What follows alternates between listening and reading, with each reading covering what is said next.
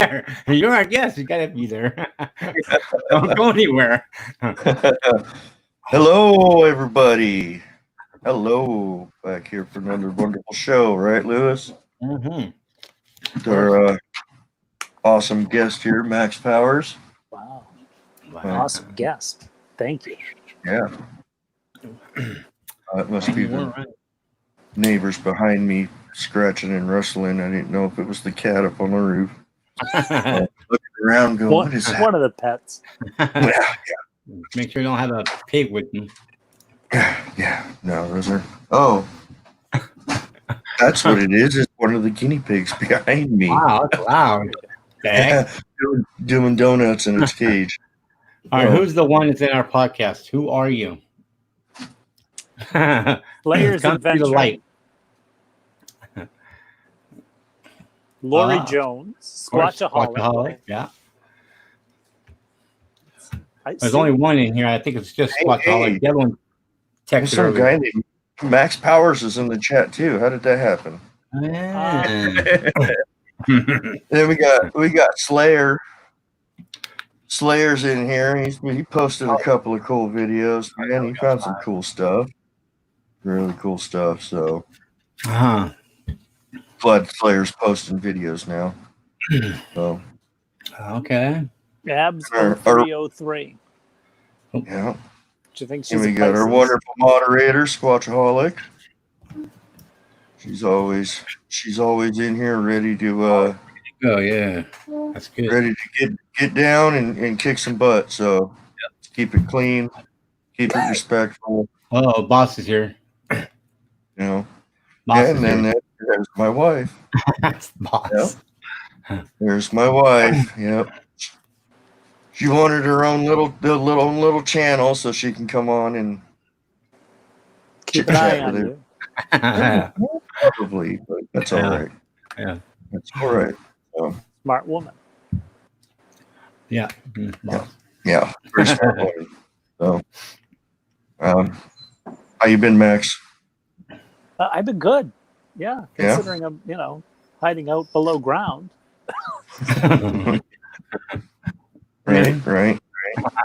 You're just itching to get out there. I can't wait. I know. Can't wait. I've got all kinds of things, though. My tent isn't on my truck because my truck has to go into the shop. It's a Land Rover, so it's more of a shock when it actually comes out of the shop. But, I can't wait to get back out there. Yeah.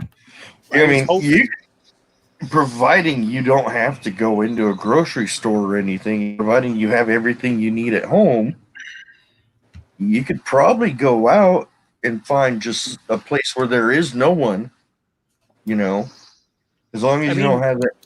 It'd be safer that way. I do go to a grocery store like every 10 days. Do you? Stock up, and then I come home, and it's like, it's like,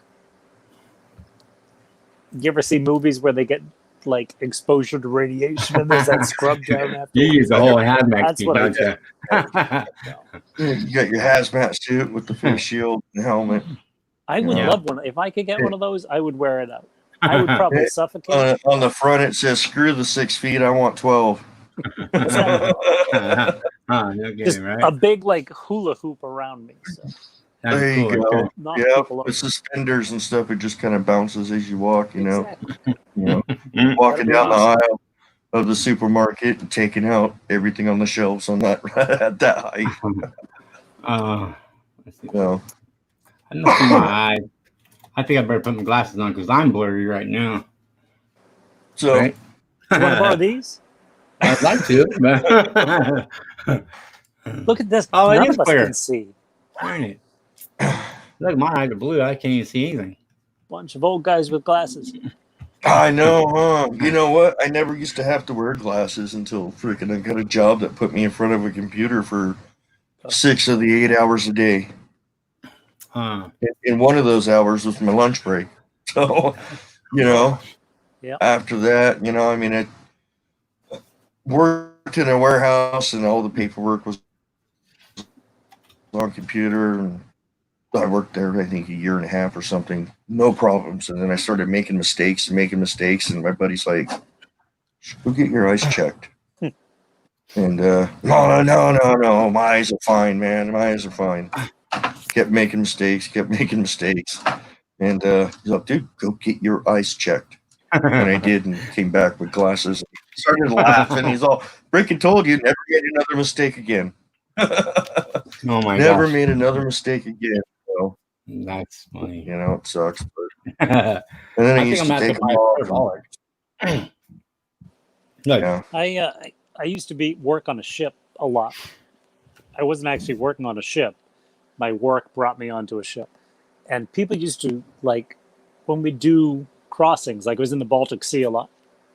And at the bar, I actually used to win drinks because I could tell people what that was on the horizon. And no one would know until we got close enough. But my eyes were that good. And that was only like 10 Dang. years ago. And then one day I woke up and Dang. I couldn't see anything. wow. So, That's It's not getting good. old, man. It sucks, but there's ugh, something we can do about it. You know, yeah. we'll just get old together. Oh my gosh. Slowly Just break get old down. together. So, Lewis, Wow. Look at it. tell us about that strap. What's See what that? I got? Oh yeah, you got it Yeah. already. Nice. Woo-hoo. The little pop thing for the back of your phone says Bigfoot on it. Oh, gotcha. Yeah. They got a lot of them. I didn't know that. They're Yeah? like, yeah, there's all kinds of different kinds of. Look on Amazon. There's like, I like the green one, the army green. That's pretty cool right there. Yeah. I wonder if they could make custom ones with their podcast logo on it. I bet you Your could do wife that. made some custom ones, right? You know? Didn't she say she made a custom something of one? And with your dog's name on it. Oh, I don't know. My wife? Yeah. Because I showed you guys this one, and she was, oh, I made one for my dog. I'm like, what? Oh, I can take one for Oscar. I'll have to ask her. Get the info to you. Yeah, I'll get one Oh, for our logos. That'd be cool. Yep. Yeah, I gotta get my shirts too. What the heck were they? I gotta find out about that. Well, let's talk about that strap. How did that strap become broken? Yeah. Let's talk about your strap. Talk about that strap. My strap. Okay. What do you want to talk about? Like where? Well, oh, well, when how much pounds, all that. Well, I ended up going to. I thought it was an auto place, like an auto body repair, because I know they stretch out, pull out bump dents and all that stuff. So I went down to the frame machines. That's what they do. They put the car on the frame machine, and it just pulls. It doesn't tell you how much pressure it's pulling. Yeah, that's the only thing I was wondering too. I was like, how do they determine the, pounds of, pressure or right? something? It doesn't tell you, unfortunately. Yeah. Yeah. It's up to the mechanic with the control. You go, okay, that's good right there, and leave it. Yeah. And then do its measurements, and but yeah, that's. But I went over there and then I told him, and he said, no, we don't do that here. And he just pointed at the building next door. And I'm like, I mean, I thought you like, get out of here, And he goes, they test them over there. And I go, oh, it's weird because I'm came for that. And then they test them over there. That was kind of weird. And you were just one door off. Yeah. So I went over there and the guy says he couldn't test it for me. He said, no, I can't let you in there. He goes, but let me see it. So I showed him, and he says, yeah, we work with these a lot because we have to put in, different tools, and we raise them up with these and different things like that. And he goes, we always pressure test these, and these ones are, what did I say it was? It was 1,200. Yeah, 1,200. I was like, what? 1,200 pounds. One side. One break is 1,200 pounds. Yeah, One not snap, the other side. And that thing snapped twice. Yeah, that's nuts.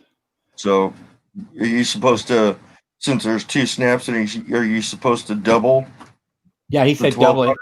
Yeah. Oh, wow. So you're talking 2,400 pounds. Yeah. That's scary. That's insane.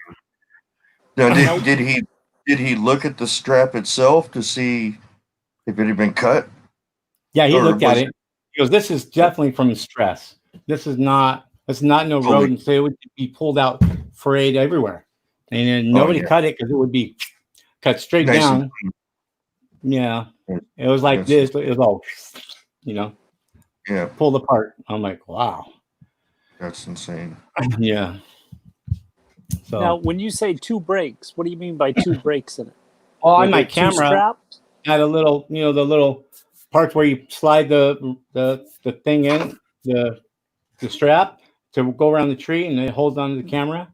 Yeah. Well, no, neither one of those broken. So he didn't grab the camera and pull the strap. He just grabbed the strap, went, and then the camera fell, and it was facing straight up. So he just went, and that was it. He just in a loop, and it was normally you just it would break one side, and it would just the camera would fall, but he had so much power, he just both sides. That's nuts. That is nuts, man. You would 1,200 pounds of pressure, I think, would pull my fingers off. Yeah, I couldn't do it. There's no way I can do that. You know what I mean? Yeah. But one guy said a mountain lion will do it. I'm like, if you find me a mountain lion that will do that for me, What's a mountain lion going to do it with? I don't know. I mean, its mouth or its paws, in which case this would be a sharp implement, and there would be some cutting or ripping.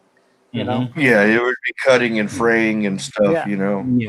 And this was you could see the strap. It goes straight, and then it tapers down a little bit to where it looks like it had been pulled. Right. Yeah.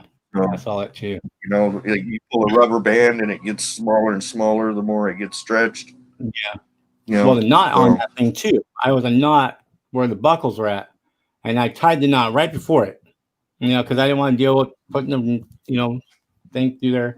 So I tied it there, and then when he pulled it, that knot that used to be that big was so small because he pulled it so hard. They went. That knot was like a ball. Yeah, there was no knot there no more. Yeah, it got really. You're probably not going to get that apart even with needle nose pliers. No, I'm not leaving all. I couldn't do it. That's crazy. Tell us what you did after that. The whole thing. We were discussing your situation, and somehow I don't know why it popped in my head. I just said, "Hey, I wonder what would happen if you put a bunch of fake trail cams out there." I ran with that sucker, boy. I don't know. I had some boxes in there, and it was very small boxes, and I think my mom might need them or something, because she's always sending something. And they've been sitting there for a while, and he said that, and I'm like, wow, those are pretty small boxes. I'll probably do that. And it's about the same, thickness. So I cut them all up and made them much smaller. And then I took a picture of my trail camera and printed it, 3 of them. It looked exactly like my trail camera, with not a square, but it looked pretty close. And then I put a hole in the back, put a battery in there so they can smell batteries. And then I put a strap on it, and then took it out there and strapped them all in this one area. It's probably about as big as this room, and put one there, and one over there. And then I hid the trail camera in mine, and I left it on 2-second intervals. So take 2 minute, right? 2 minute, and then it takes a picture. 2 minutes, takes a picture. Yeah. But I was wanted to put it on 5, and I'm like, you know what? One of them could come in and just go blap, blap, blap. And in a matter of a minute, you know what I mean? You'll never see nothing if it goes off at 5-minute intervals, you know what I mean? You'll just get like, hey, where'd my camera go? It ain't down the street before, It was there. Yeah, so hopefully 2 minute will be quick enough, you know what I mean, to get something. It was up there when I went up there. I know he was, because Oscar, when we were down there, he didn't want to stay up there. As soon as I got him up, like almost 3/4 of the way, where there's no more foothold for me, I kind of tossed him a little up there, a little farther, so he wouldn't slide with me. And then I finally got up, and he tried to turn around and go back down. Like, usually he wants to stay with me, but not up there. He was not having it. He's like, if I die, you die. yeah, together, dog. Yeah. You know? So he didn't go up there, huh? Oscar's pretty brazen, man. I mean, he goes chasing lizards in the bushes. He's got no problem being out there. So No, he likes all that, but not hanging out with them things up there. Yeah. no, it's a bite-sized morsel for them. Yeah. You know? That's where he hears them all the time. Where we go, right there. That's where he hears it all the time. He's down here looking for lizards. He'll slip his head back around when he hears it, and that's where it's at, where we put the cameras, and he knows it. Yeah, it'll be interesting to see what happens. Now he'll take 8,000 pictures before it's all over. And then you've got to go through them all, which I think is easier than audio. But I have an audio up there too right now, right to the right of it. Yeah. How much audio do you record? 4 days, 72 hours. I think it's 40. 70. I think. Do you listen to every bit of it, or do you put it into and I just do. watch for the blips? I do pick out the things that I know, and I'll pick them out because I've been doing it for a while. So I just look at it, and now it's because I'm in a different area, different spot. And everything's changed. The tone's changed. Everything's a little off. Now I was telling Kevin about that because I can go in there and just I know what that is. I know what that is. And then this time I go in there, I'm like, well, that ain't it. What's happened? And I'm thinking, it's on the hill and it's more open. And then there's, I'm not hearing this. Things have changed. Now I have to go out there, sit the recorder, next to me, and then I'll just be real quiet and listen, and then I can figure it out when I get home. Okay, this ain't happening when it usually happens. So that means they are here when I'm not here, making that noise. So then I'll focus on that noise when I'm at home and, try to sort it all out. That's how like I was telling him, see, he's been hearing and I told him for that all the time about that stick.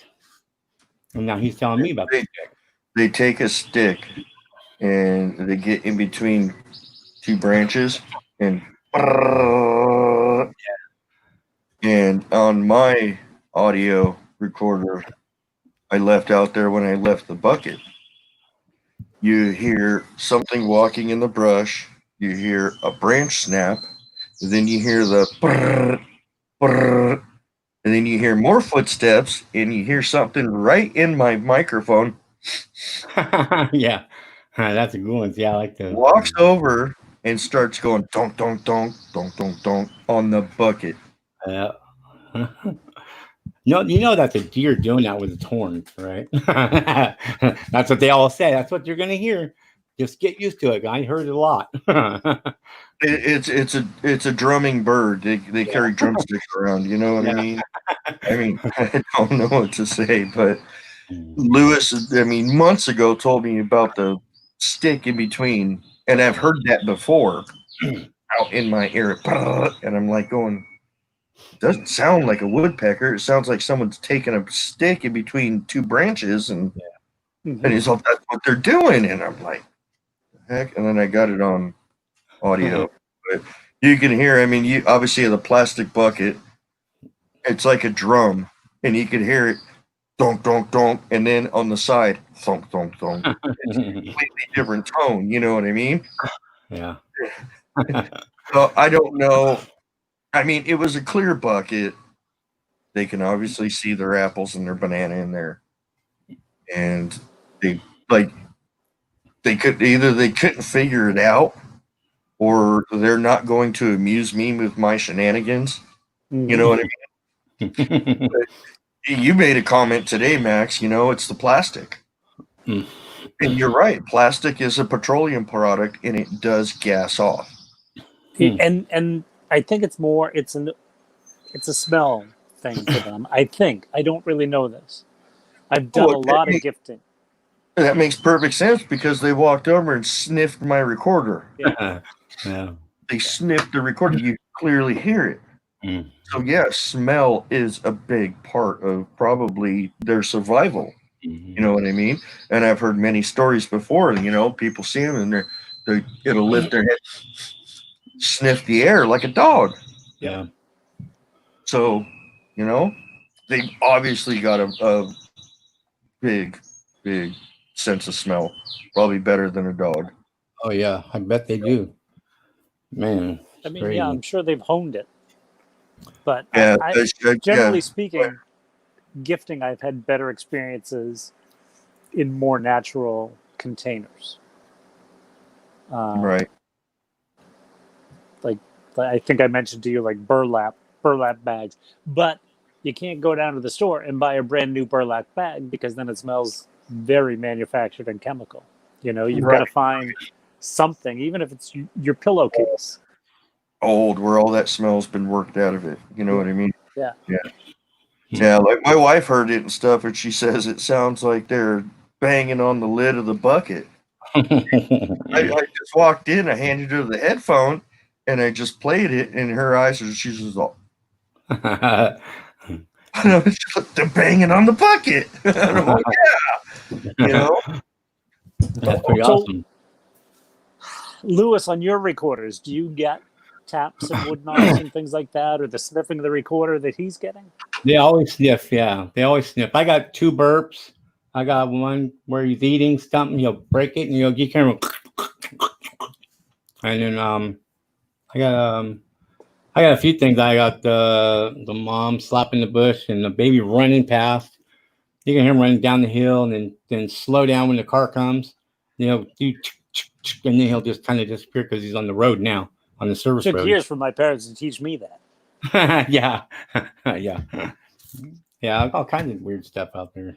And that's why I'm excited for Kevin now. It's like he got that. He's gonna get all kinds of crazy stuff out there. They're gonna be talking and they're gonna be doing weird stuff. And I get talking now. Your sister got sniffed. Yeah, she got sniffed. That thing snuck up right next to her in the bush and sniffed her. They tricked us. So, yeah, that was they did a maneuver on us where the Bigfoot, the older one, I think it was the mom. I'm not sure which one it is, because she was controlling where the kids went. So she was down on this side of the bridge, and we were crossing. And then my sister goes, "I heard it right over there," and I went, "Ugh!" They did that to let the other one know something. And then all of a sudden, I hear walking in the water, and I'm like, "Huh? Did you hear that?" And she goes, "Yeah, I heard that." And then we got across the other side because she goes, "Lewis, I heard something over here." So we go over there, and we're standing at the rail, and then we heard leaves walking, leaves moving down here. Well, I didn't know when we started getting on the bridge, one ran over there already and got over there. The older one, he went up behind the tree, and then they diverted us with the other one, and then made us hear that walking through the water and the leaves, and then he stopped down there. So now we're focused over there, not right here. And then right behind the big tree, I'm over there looking for it. And on the bridge, and my sister's way over here thinking she's safe.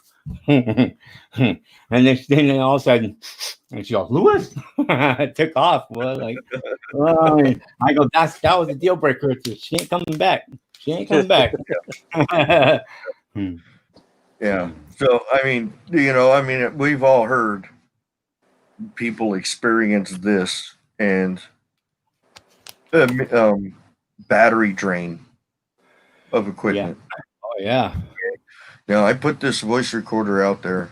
Yep. Brand new batteries out of the pack. Energizers, not cheap stuff. Good batteries. Yep. Clean memory. And for some reason, it only recorded 5 hours and like 26 minutes of audio. Yeah.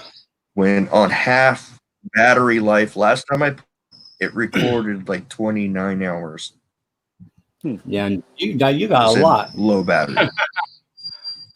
Yeah, they gave you a lot still, because I did that same thing, and my drone fell out of the sky and landed on a tree right by the water. Right, and I just charged them up, and I was flying it, and then it died. Slayer over here. Hmm? Slayer over here in the comments reminded me of that. So, oh, I don't know. There's something to it. Hello, Cryptid. Glad you can make it, buddy. We're gonna have to have you back on the show soon too. Yeah, I hide my recorder in the bush. I had a bush, but they hit. A worker found my recorder because the leaves were falling off of it. And then I had the recorder in there, and they saw a black thing hanging in there, and they took it and then turned it off. And I didn't take it because I know who it is. I know it's what he's a native guy.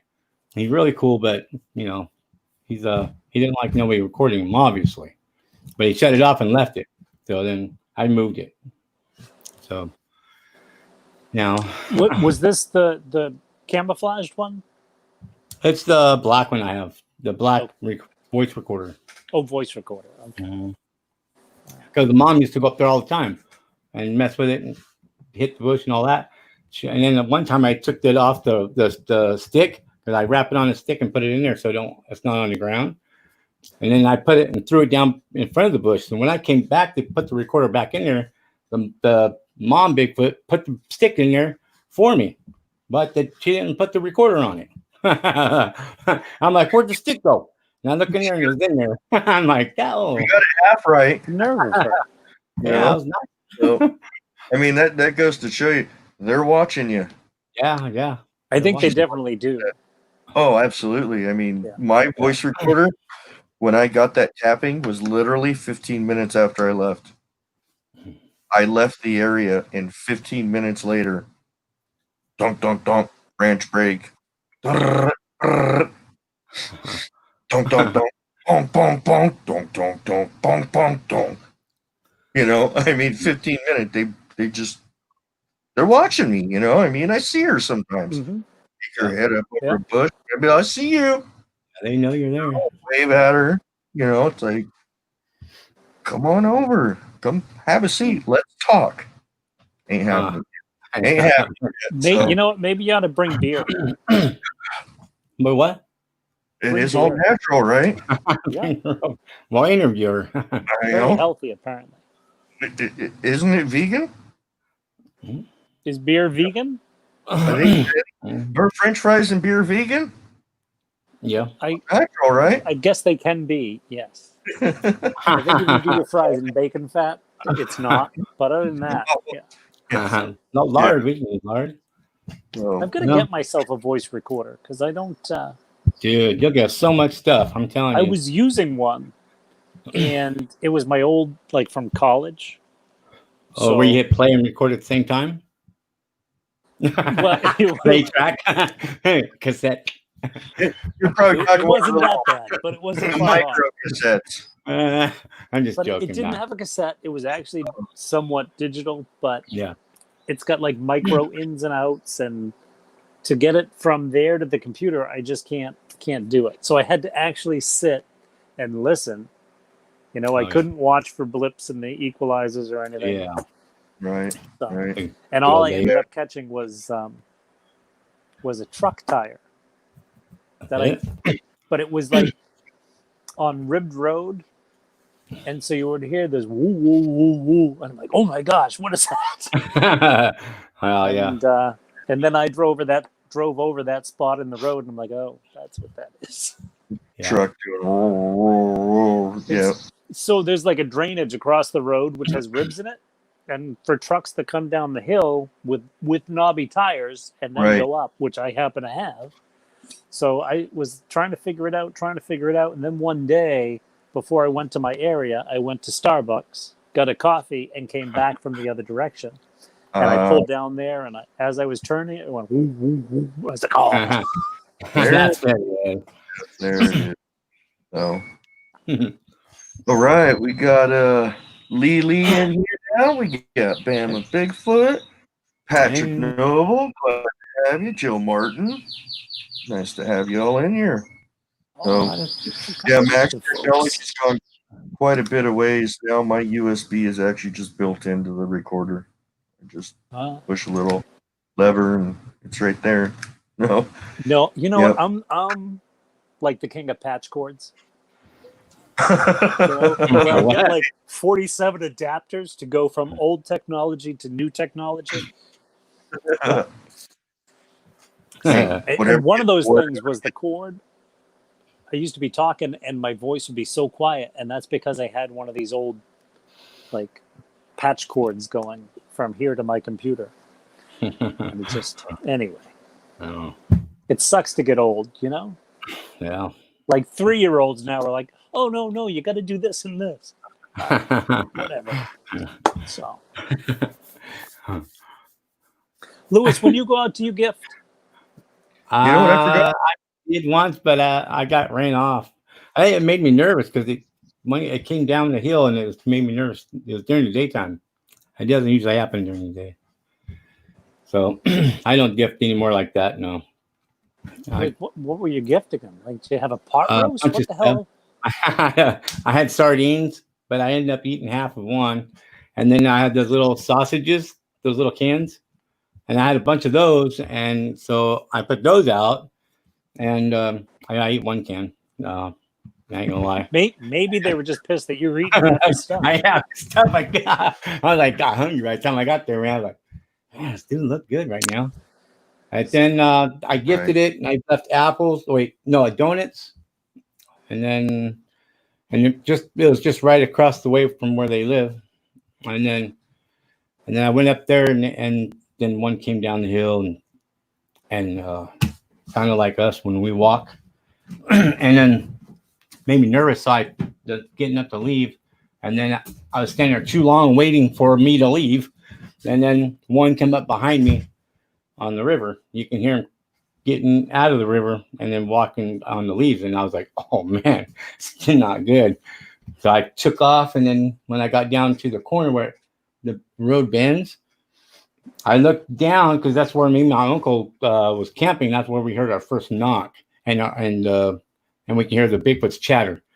And then, so I looked down there, and I noticed the donuts were gone. I was like, oh my gosh, that donuts are gone, man. You know, oh man, you know.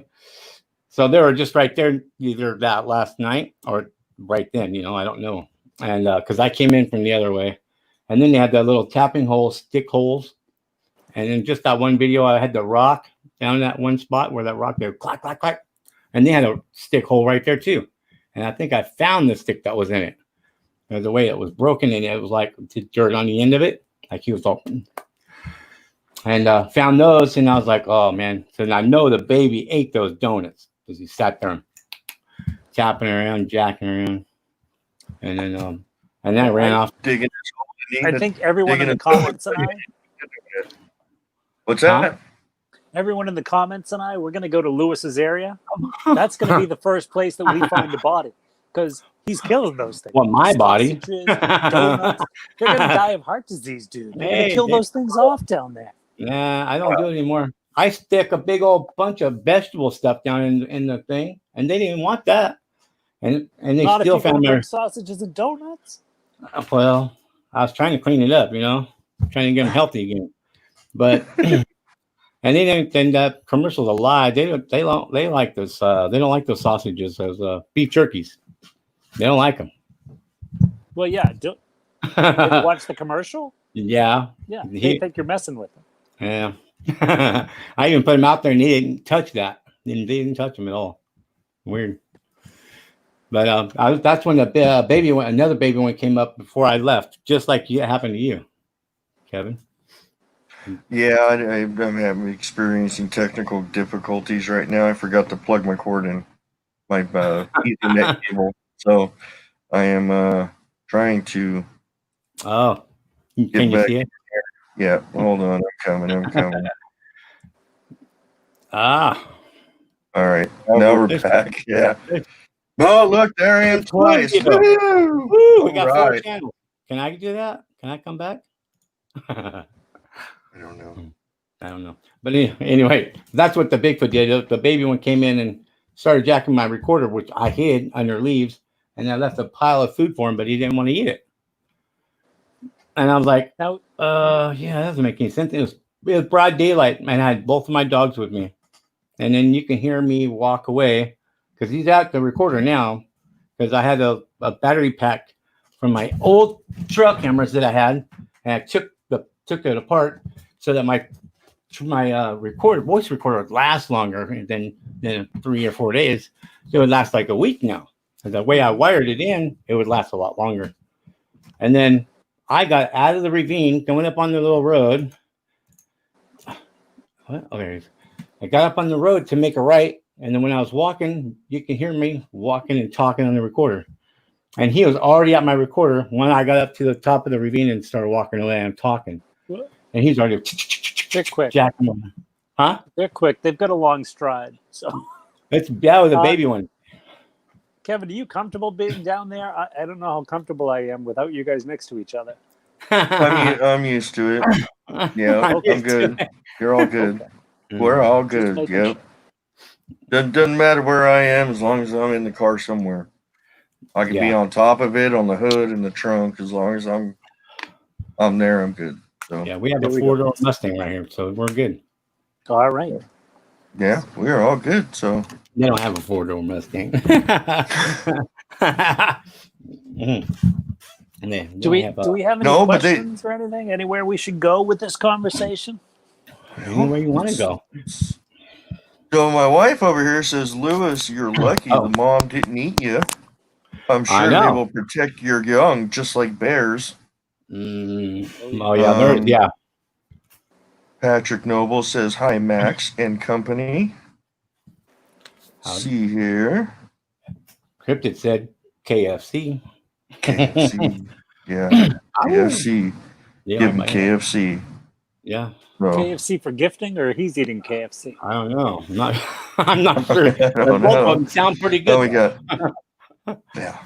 Pappy Two Bears is in the house now, Mr. Wisdom. Huh. So I hope Oscar didn't say that.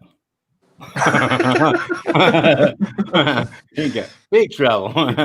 he don't get no dessert tonight. Nope. No dessert for Oscar tonight. So Yep. He's no. behind your screen. Max, we know you're stuck in your bunker. I am stuck in my Where- bunker. I'm trying to figure out how to do this thing from down here. So I've been doing a lot of things like this, but Are you when you can get out, where's the first place you're gonna go? To a place where you've had an encounter or to a new place? so it depends on how long I'm getting out for. With everyone else, like out and about, all the parking lots of like the small parks and things like that are full, and people are just everywhere. They're like bathing in the Yeah. virus. You know? Right. They are. So I think I would ultimately want to head back to a certain spot. There are two spots, actually. I need to go back with my camera, and I need to take some pictures of an area where I got that stump squatch picture, because I want to solve it. It's been about a year now, and I haven't been able to get back in there. So I want to go back and I want to re-photograph that. Just generally speaking, these fire rings in these sites don't move, so I can judge basically by the fire ring in the trees, that angle, and make sure, see whether or not it's a Bigfoot or whether it's a tree stump. The main reason that I think it's a Bigfoot and not a tree stump is because the Department of Agriculture took the time to delete the photo from my phone and from Yeah, that's clear sign. from the cloud. And I don't know why they would do that for a picture of a tree stump. Yeah. So, Yeah. and they also, I don't know if I told you guys this, and I don't know if I told them that. I'm turning to them because my TV's over there where I can see the chat. But so that night that I got that photo, sun was going down, it was getting dark. The next morning I had an appointment with what I call my spotter, who's this guy Jack. He is Abenaki Indian, and he works for the Parks Department. And he keeps his nose to the ground. He knows everything that's going on as far as Bigfoot goes, like in the northern half of the White Mountain State Forest, National Forest. So I was going to have breakfast and coffee with him. He was going to fill me in, which is what I generally do before I go find my next campsite. So I showed him the picture. He told me about the legend of the Wood Devil, which is an Abenaki legend right in that area about these things, oddly enough. blending in with tree stumps. When he did that, as he was doing that, a police officer was waiting for his to go. We were sitting at the counter, and this guy was standing behind us. Now, it was a cop I knew. I knew Jack. Everybody kind of knows everyone in that area. So he could see the picture that Jack and I were talking about. And he was like, wow, would you look at that? He's like, you know, I can see the delts, the lats. I can see where the muscle attaches to the spine. He's like, you can see biceps and triceps and blah, blah, blah. So Jack and I are talking. This guy gets his lunch and goes across the street to the police station. Jack is like, hey, listen, email those photos to yourself right now before we do anything else. And I was like, what? He's like, email the photos from your phone to yourself right now. Don't do anything else. Shut up and do it. So I did. And that's the only reason that I still have those photos. The second thing that Jack told me was go back to that site and take comparison photos. I went back to the site. It was down a fire road. Fire road was gated and locked. I couldn't get down there. What? So these are the things that make me think that was something that I caught on film. But I can't be sure until I go back and take those comparison photos. So that's the first thing I plan on doing. I was actually going to go the first week of April, but this whole you need somebody to help you boost over the gate. I'm a good booster. It's a long fire road. Come on. I was not going to walk, whatever it is, 8 miles out and 8 miles back. Yeah, that's scary. That's a long way. Not that I'm lazy. I know. Well, you got a winch on the front of your rig, right? I don't have a winch on the front of my rig. What do you think? I drive a Jeep? I drive a Land Rover, dude. I have a Land Rover. for everybody with Jeeps. That's all I do. Oh, that's harsh because we're a Jeep family here. Oh. That's it could be worse. It could be a Ford. Could be what? It could be a Ford. It could be worse. I don't know. That Bronco's looking good. I like the new Bronco because they went back to the smaller compact original Bronco style, not the big full size ones. But at the end of the day, it's still that 4-letter word for me. You know? But Bronco, you don't usually say Ford Bronco. I never say it. My cousin has one. I would just say Bronco because it stands on its own. That's a 6-letter word, right? And that or international, those are nice too, man. Ooh, you know what? A nice old Scout would. Yeah, Scout. They're probably about $60,000 now, though. Yeah. I like the older ones anyway. So those are better. We used to do those in old and dried up riverbeds. Plug in my dang out in the country. Man, we were dumb redneck weirdos out there. Running the riverbed, shooting shotguns everywhere. Out there in the middle of nowhere. It was stupid. We weren't drunk though. We're sober and stupid. So there's no excuse for that. But the Broncos, we go right up the levees. It was really cool and pretty strong. I think when you're younger, right? Generally speaking, you're driving a beater, and so we're a little more ambitious. I once got a Buick Skyhawk all the way down the power lines. So it was fun though. Depends. But so to continue that day, I went to my other campsite, and Kevin's gone plugging in my Ethernet cord. Here we go. Do you want some duct tape or anything? I'm back. Wherever. So to continue that day, I went to my next campsite, which actually is where I want to go back to.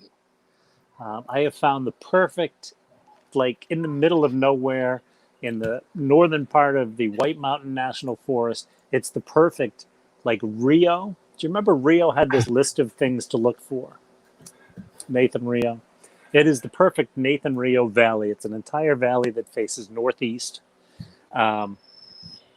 It's rocky, it's cold, evergreens, ferns, granite rocks with veins of quartz in it. So I've got it pinned on a map, and I'm going to go back. But I was camping in this area where I found it. And this blue Ford Explorer came in with steel wheels. I don't know if you know Ford Explorers, but you can't buy them with steel wheels. You know what I mean? You got to buy them with alloy wheels. That's just the way they make them. So it was navy blue. It was not a metallic paint. It was a flat paint, and it had U.S. government plates. The gentleman got out, and he came up to me at the campsite, real friendly and nice, like, "Hey, how you doing? Are you Max?" I'm like, "Yes, I am." And he's like, "Hey, I heard you got a picture of a Bigfoot. Can I see it?" Oh, man. So listen, I'm at a campsite like 15 miles away from where I had been. It's only probably 5 hours later. How did this guy find me? One. Two, he looks at the picture on my phone.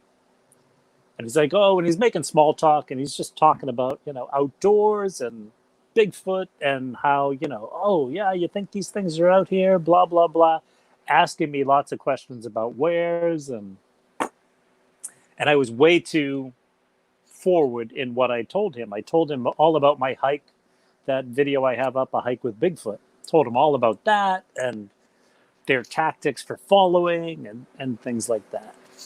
But while he had my phone looking at the picture, he deleted the images and deleted them off the cloud. I didn't realize this until like a couple days later when I met someone else. I'm like, oh yeah, look at this. And it wasn't there. There was nothing to look at. So, but why did this guy follow me 15 miles? Why did he delete these pictures? So now I have to go try and prove that. The other thing is, Kevin, and I think I told you this, everybody in that chat over there, we all need to stop putting up pictures with metadata in it. Because I firmly believe, and this makes me sound like some kind of paranoid asshole. Oh, excuse me. Paranoid freak. Sorry, people. When I say stuff like this. But I don't necessarily think they watch our channels. Maybe they do. But I think they definitely monitor our phones and the metadata from our pictures to see where it is we're going. So I have a fear of all of us out here with our iPhones filming and directly uploading from the mountain and all these live shots that we do out there, because I think we're leading them to something. And one of the things that led me to think that, aside from this incident with the guy up in New Hampshire following me around, is that a friend of mine from Florida wanted to put together a group to go out at night in the area that he searches in. But it's not open at night. It's a day use property. So he called the Forest Service and said, hey, listen, I want to go out there with a group of people to look for, and he let them know that they were going to be hunting Bigfoot. So 2 days later, this entire spot that he wanted to go to was backburned. I think that's some jacked up stuff right there. So yeah, you be careful giving away the location of your girlfriend. Right. Right. So that was the main point of that both of those things. The fact that the pictures are gone. The fact that this guy somehow knew where I was 15 miles away from where I had been. And he was able to, find me like that. And it does make me sound paranoid. It does make me sound like some kind of conspiracy theorist. But well, I don't doubt that they do that. I don't doubt that they do watch our channels, and I don't doubt that once they get a lock on somebody, probably through our channel, they proceed further into the information to get our phone numbers and get all that information. so they can locate us. You know what I mean? Mm-hmm. I don't doubt it. I mean, you're not paranoid at all. I completely agree with you. So I was on a murder trial. I don't know, 3 or 4 years ago. I was on the jury. I wasn't being tried for anything. But basically, the murderer was convicted because he left his cell phone on the whole time. And basically, for the authorities, he left a trail of breadcrumbs because every time you go from one tower to the next, the phone pings off that tower. Yep. So they know exactly where you are. And it leaves a signature on that tower. So we could track the fact that this guy went to every single location as the entire murder was unfolding. Yeah. Right. So that's kind of scary. Yeah. I don't know. Well, I guess I'm lucky because I got no signal out there. So yeah, I don't either. I get halfway up the hill before I even park my car, and my signal's done. Mine did the same nothing. thing. And then as soon as I get halfway down the hill, I start getting all kinds of YouTube notification texts from Lewis or Ken King, all kinds of people. It's just like, oh yeah, no signal. So yeah, I didn't have no signal when I was down there with you, and nothing. No. I mean, occasionally and stuff, you might find like this little 1 foot area somewhere, but yeah. If you move like an inch, it's gone, Yeah. So my area where I go in the White Mountains, I always have phone service. Like at night, I actually sit on the side of the mountain in my campsite and I'll watch Bigfoot YouTube videos. I had an entire conversation one night with Christopher Noel as I was sitting in the woods, hunting Bigfoot. That's cool. Yeah. That's like watching Boggy Creek in Arkansas, right? I wouldn't want to do that. That'd be but, cool, man. Yeah. Watching Boggy Creek on a sheet in the woods camping in Arkansas, right? Yeah, in the swamp, yeah. The Bama over here has a good question as long as we're on the whole tracking thing. Can they still track you if you turn your phone off? Oh, I don't know. Like completely just turn it off. Take the battery out and all that goody stuff. My battery don't come out, but here's the thing. I wonder if they could. They can track you because each phone, every cell phone out there these days, smartphones all have GPS units in them, which is why you can download like a Google map and still find your way around, even though you've lost your signal. Yeah. When you shut your phone off, it is no longer pinging those towers. Right. So I think if you shut your phone off, that you're pretty safe. Also, Bama, Ken King has told me about he's got a Faraday case. Right. Yeah. For his phone. Yeah. That he told me about that. Yeah, and it is cut down on, helicopters and planes being shady over the area. So he has a problem out there. Every time him and Rachel go out, they get flyovers. Never fails. Every time.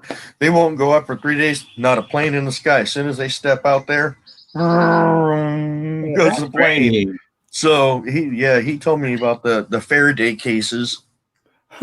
And they're gonna try and use those to hopefully cut that signal down. You know what I mean? Yeah. On the cell phone. So Ken and I had a brief conversation about that. in it could have been your video. It might have been his. I don't know whose video it was at below in the comments, but so. Yeah, and then this morning or yesterday, he texted me about Lewis's experiment with the fake trail cams.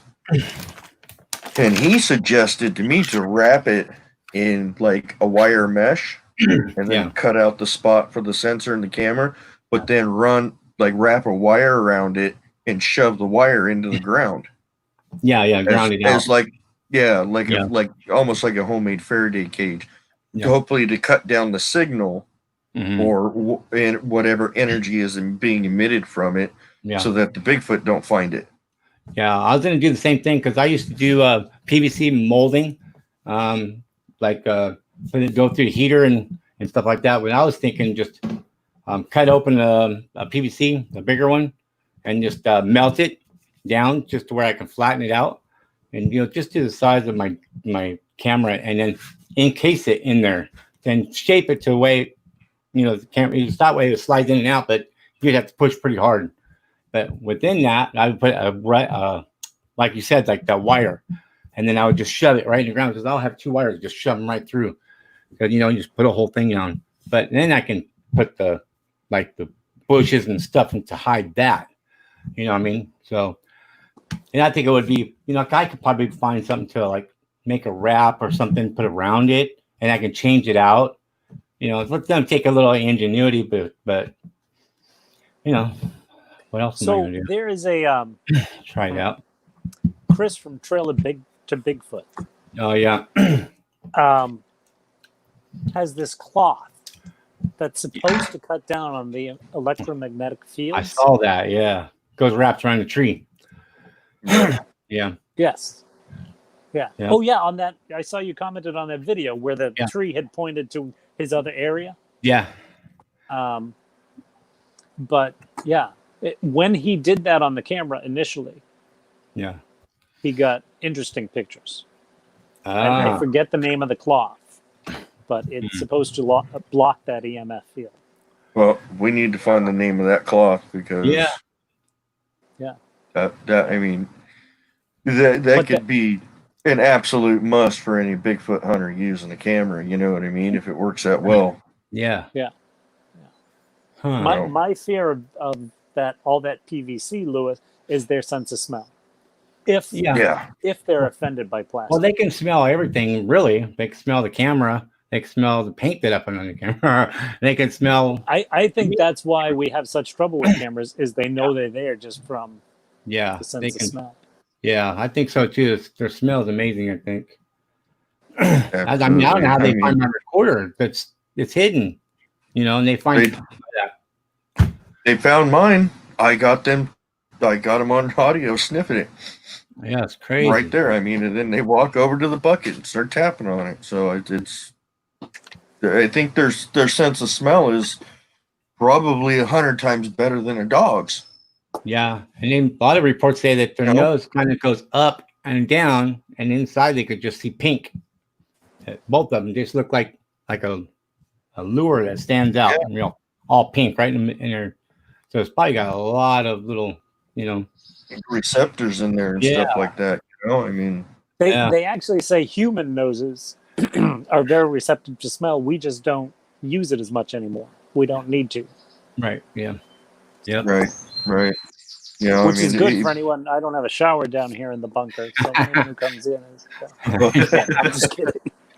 Get the clothespin on the way in. Opens the window, grabs the garden hose, puts it back out there, closes the window, uses the curtain as hell. I put a splitter on that thing. I'm good. Oh, there you go. That's funny. Any other thoughts on how they avoid us? How they avoid us? Good comment here. So he says, I guess you were paying attention, Max. I always pay attention. Like, Ken and Rachel, I know. When they put a video up, I go and I look. And I have to say, especially if Ken's here listening, I don't have an understanding of that realm. You know what I mean? All those. But if you look at that evidence, they're finding the exact same things as any other Bigfooter. And to hear their explanations, it makes a lot of sense. So I really enjoy watching and listening to them and trying to figure out, like, a link. Am I missing something here? Is that the secret I need to know? Yeah. Right. That's always good to know. That one thing. Yeah. Ken and Rachel put up a video, and it's just like, unless I'm up in the mountain, click right now. let's start watching. You know what I mean? Oh yeah. So, and I actually wait till I can get to the big screen so that I can watch all the stuff going on in the background. right, They've got some good stuff going on. Mm-hmm. Oh yeah. Junior's getting pretty photogenic. Yeah, I bet. So, Goes in and everything now, huh? so He's on the ground.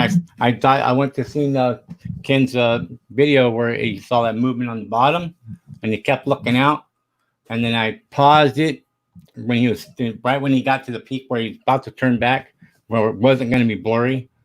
And then I edited it and got him pulled in far enough. I saw two black eyes and a black nose, and he was totally looking just like that, looking at him and popping back. And I've seen a lot of videos and Bigfoot's doing that. I don't know why they just keep looking like that and not just stay and look. You know, they keep moving. The peaker, yeah, it's weird.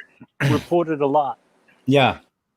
Well, the funny thing is I met Lewis. Remember when you came up here and we kept finding those Mylar balloons everywhere? Yeah, everywhere. And I guess Ken and Rachel were talking about that, and and walked out on the back porch, and you know, was sitting there, blue Mylar balloon, and they brought it in the house, and Ken jokingly tells the balloon to go see Rachel, and all of a sudden it starts moving over towards Rachel. So now it goes outside. I don't know. Now, you know, I mean, we know that they are highly connected to everything. Yeah. So is that whole Mylar balloon Ken and thing? Rachel or Bigfoot? Well, all of it, including us. Everything, so they understand everything. Like I won't understand that because I'm not tuned into that part of it. Me and Lewis are in California. Ken and Rachel are in Arkansas. You're over on the East Coast. I mean, like far East Coast. You know what I mean? Are we all connected too? You know what I mean? Because they were talking about the Mylar balloons that me and Lewis found in my area. All of a sudden, there's a Mylar balloon in the back in their bag. You know, I mean, did Mercy tell Anku about the balloons, and did Anku tell Junior to go put that right? Let's mess with him. Go put that balloon out there. Balloon on the porch. You know what I mean? What color was it? You know, so, was it blue? It was a blue star. Oh my god! It was a blue star. Yeah. Have you guys seen Hellier? Who? The movie? It's on. I don't know if it's Amazon or Netflix, but it's I think I saw previews for it. Paranormal, kind of Bigfoot. It touches on Bigfoot, but they have an experience in that with a Mylar balloon as well. Yeah, I heard a couple of times. They have a couple of incidents with them. So yeah, I don't know. These things are shiny and metallic. Do they hold some kind of energy? Do you know what I mean? I don't know. Right. Well, I mean, you figure they are a type of metallic. Yeah. You know, they do conduct electricity, so why can't they store a little bit of electricity or a little bit of energy? Gases can carry electricity too. What exactly are they putting in there? Is that electric? There's a lot in the pseudoscience that we use to define things that we really, as like a community, need to brush up on. You know, right. That a lot of people went. Because I've been asking a lot lately about the paranormal side of Bigfoot, and there are so many people that will give you an answer that's just boom off the cuff. Like if you talk about a sighting with glowing eyes, bioluminescence, it's bioluminescence, blah, blah, blah. But when you ask them to define bioluminescence, they don't know squat about bioluminescence. They don't look at the fact that there are no mammals with bioluminescence. There were some mice in 1995 that were glowing, but that's because they had ingested salmonella, which was bioluminescent. It had nothing to do with the mice. So we've got to, and I don't want to scold anyone. I'm not the Bigfoot police, but if we're gonna use explanations, we have to actually know what that explanation means. And there's just so many things like that. I want to know about clear Bigfoot hair. you know? And why is it that when we take a polar bear off an iceberg and stick it in the woods, if the clear Bigfoot hair is what's making them unable to be seen, if we take a polar bear and put them in the woods, because all their hair is clear and hollow, why doesn't the polar bear disappear? Yeah, there's definitely more to it. There's got to be people out there that know the answer to that. There's got to be some scientist, some biologist out there who understands polar bear hair and can look at our clear Bigfoot hairs and tell us that. And I'm not saying it's not the case. I'm saying we're just kind of saying that as evidence, but not really able to use it and back it up. Am I going to make everybody in the Bigfoot world hate me? I don't mean to. I just want us to know what the hell we're talking about. Because when we don't, that's when people who don't believe, jump on the bandwagon, and we are made to look like fools. None of us are. We've all got a piece of this puzzle, and we have to communicate and figure it all out. But, all right, that's the end of my lecture today. I'm sorry. Hey, I'll take it, man. Jill Martin is over here in the comments about the that fabric, and she says the animal trackers use it so the animals can't pick up on their signal. Look up Forrest Galante. He uses fabric made up into his clothes, and then she says it's called hex suit. HECS. Hex suit. Hex suit. Huh? So. Maybe we need to look up hex fabric. Yeah, hex fabric. HECS. But so this is why YouTube is going to be. Science will never listen to us, right? Because no, never. But YouTube is going to be what solves this whole mystery, because there are people out there, and like I just said a few minutes ago in my lecture or my rant or whatever you want to call it. We've all got a piece of this puzzle, and if we just talk to each other and don't squelch what someone else says and listen, then we're gonna know more about it, and we're gonna be a more unified front when it comes to proving these things. Exactly. Absolutely. You know, I don't mean to be boring. I put a link. You know, like you said, we've all got a piece of this puzzle. Yeah. So let's just come to the same table and start putting our pieces down and figure out where they fit. You know what I mean? Right. Let's start putting that puzzle together. The tall ones is out there. I don't know if you guys know the tall ones. Yes. Brent Dill. Brent, is it all right that I just gave your name out? I don't know. Brent Dill is the one who, do you remember that? Do you know I think it's in Washington State, the Bigfoot tree, where everyone thought Bigfoot lived under this tree. And there were knocks, and Brent was like, oh my gosh, this is awesome. And he would go to this tree and he'd try and figure it out, and he would listen for Bigfoot. And one day he looked up and he heard the moan and the knock, and he realized, hey, that's a branch. And he was like, sorry guys, this is a branch. Now, we don't want to, excuse the commentary, but we don't want to piss on people's Cheerios, right? But when we find something that's just simply not true, no matter how much we want it to be, we've got to be honest. There's no doubt in my mind these things are out there. I've seen them. I've seen them on 3 occasions. So we're not going to disprove anything because we know they're out there. But we've got to look at a more rational, more common sense. Now, I don't mean that rules out any woo, because we don't know any more or any less about, and I hate that term. I prefer to call it like the other. There's something other to this, or there's something more to this. Right. I don't think we're going to disprove them if we actually try and find truths, you know? Right. There I go. God, I'm in a foul mood today, aren't I? I'm like, well, yeah. You're preaching it, man. That's good. Yeah, but, you got to get everything to make the picture. You got to get everything. You can't just say, no, they don't know what they're talking about. Then you don't get the part that you really need to know to understand the rest of it. You know. Well, yeah. And it's okay to have common sense explanations, Yeah. Like I went through that big questioning about clear hair and why polar bears don't disappear.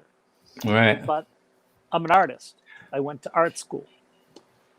We hear a lot of reports of red Bigfoot, right? Mm-hmm. You, Mercy, has red hair, Mm-hmm. right? Kevin, you have red hair. When we are out in the woods and there is this canopy above us, like it's more than 9 times out of 10, 99 times out of 100, that canopy is green. And what happens when you shine light through a green canopy is you get a green light. If you shine a green light, well, not if you shine it directly, but if you have like a green light bulb, like this thing above me that's blinding me right now. It's not green, but it's a light bulb. But if that were green, the corners around me, right? This pillow is red. The stripes on my shirt are red. Those are the things that tend to darken quicker. So it would make sense that Bigfoot is red. Now, it's a scientific explanation, but it's, not coming from a scientist. So we would still need to look deeper into that and find someone who understands light spectrums and color reflection and things like that. But it's a logical explanation, A, for red Bigfoot, and B, for how they kind of disappear in the woods. Mm-hmm. And I think we just need to put a grain of salt in all our explanations. Mm-hmm. I'm not saying that this is an ape in the woods and it's got to be an ape. I'm saying let's figure out what it is, but let's use science to help us. Yeah. Right. Is Ken King still watching, or did I tick him off? Is he gone? I don't. He's probably listening. Okay. Good. The tall ones made a comment. Said, "Got to be open to what's out there." Mm-hmm. That's right. The whole point of this podcast. We don't just, you got to be open to all of it. You can't just set your mind on one thing and say it's a demon. Yeah. And that's all it is. And your word is law. No, you gotta do the whole spectrum. If you're gonna do it, you gotta do the whole spectrum. Yeah. That's it. From one end to the other. Otherwise, you're not doing it right. Right. Yeah. Like scientists, you got to take every possible scenario, every bit of information before you come to a conclusion. And if you don't do that, you're not a scientist. You're you're just speculating. That's all. Right. So.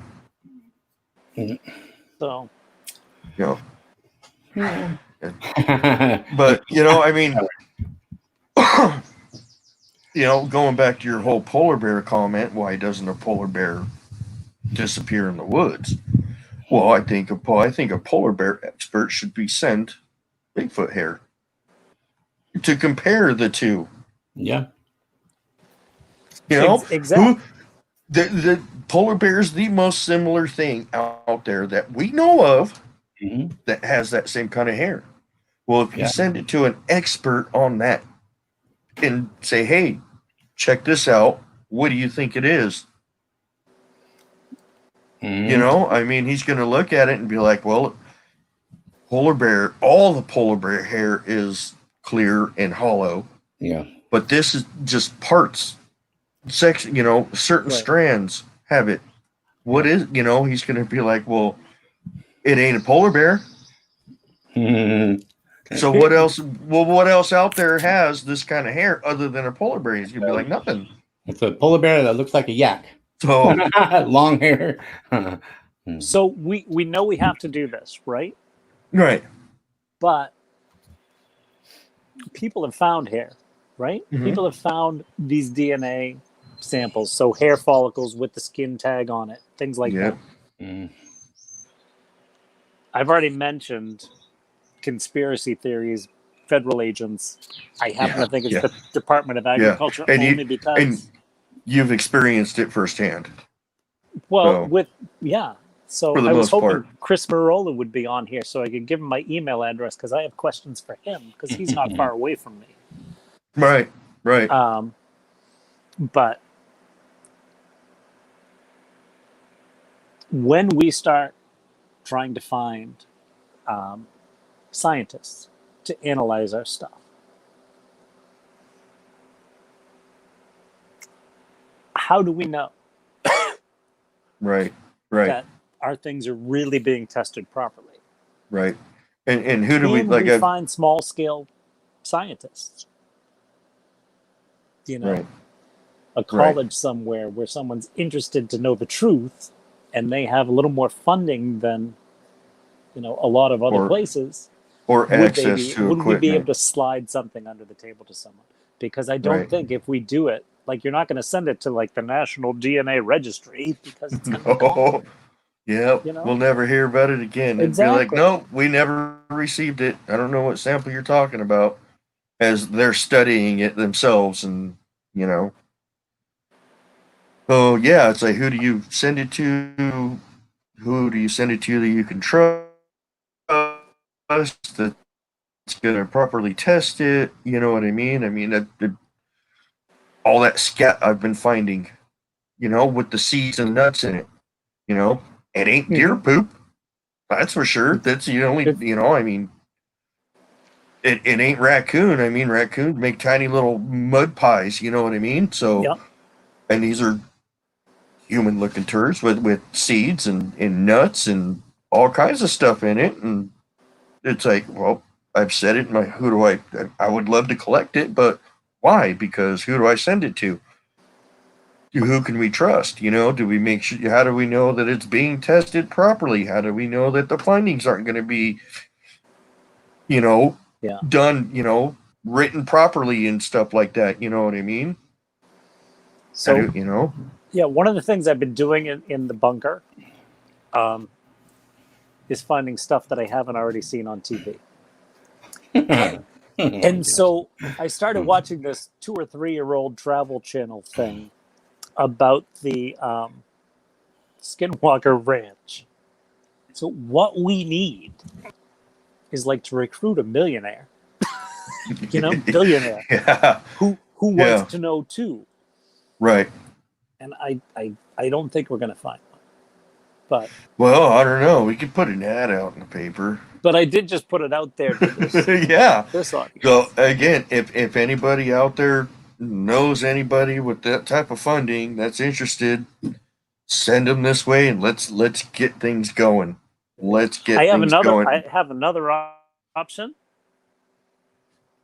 We could get 1 million Bigfooters each to send me $1. $1. And I promise that I will put it towards research. I don't want that because, But that's what we need, what we need to do. The IRS already hates me. Oh, yeah, I hate the IRS, so. Well. The feeling's mutual. Exactly. So, what's his name? Otis? What's that dog's name? Oscar. Oliver? Oscar. I knew it was like Oscar Mayer Wiener. So, he's taken over. He's taken over that spot there. So that is his spot. He's there every time we do a show. That's his little bed right there. He sits there whenever Lewis is sitting in that chair. So there we go. He's the squatching hound. So Lewis is back. So, for a second, I thought they were out of toilet paper. I wasn't sure. But yeah, we need to find someone capable of using this equipment, or maybe has access to this equipment that's willing to kind of slide things up under the rug. You know what I mean? And give us honest answers, because I mean, you send it to a university, they either come back and say, "Oh, well, it was a bear," or "It was moose or deer," or something like that, and you're like, "No, it wasn't. I looked at it myself. It had hollow, clear hairs in it, so don't BS me," And it's like, or they come back and say, "Oh, well, we never received any such sample." Well, they're good. I have another one. Don't worry, here you go.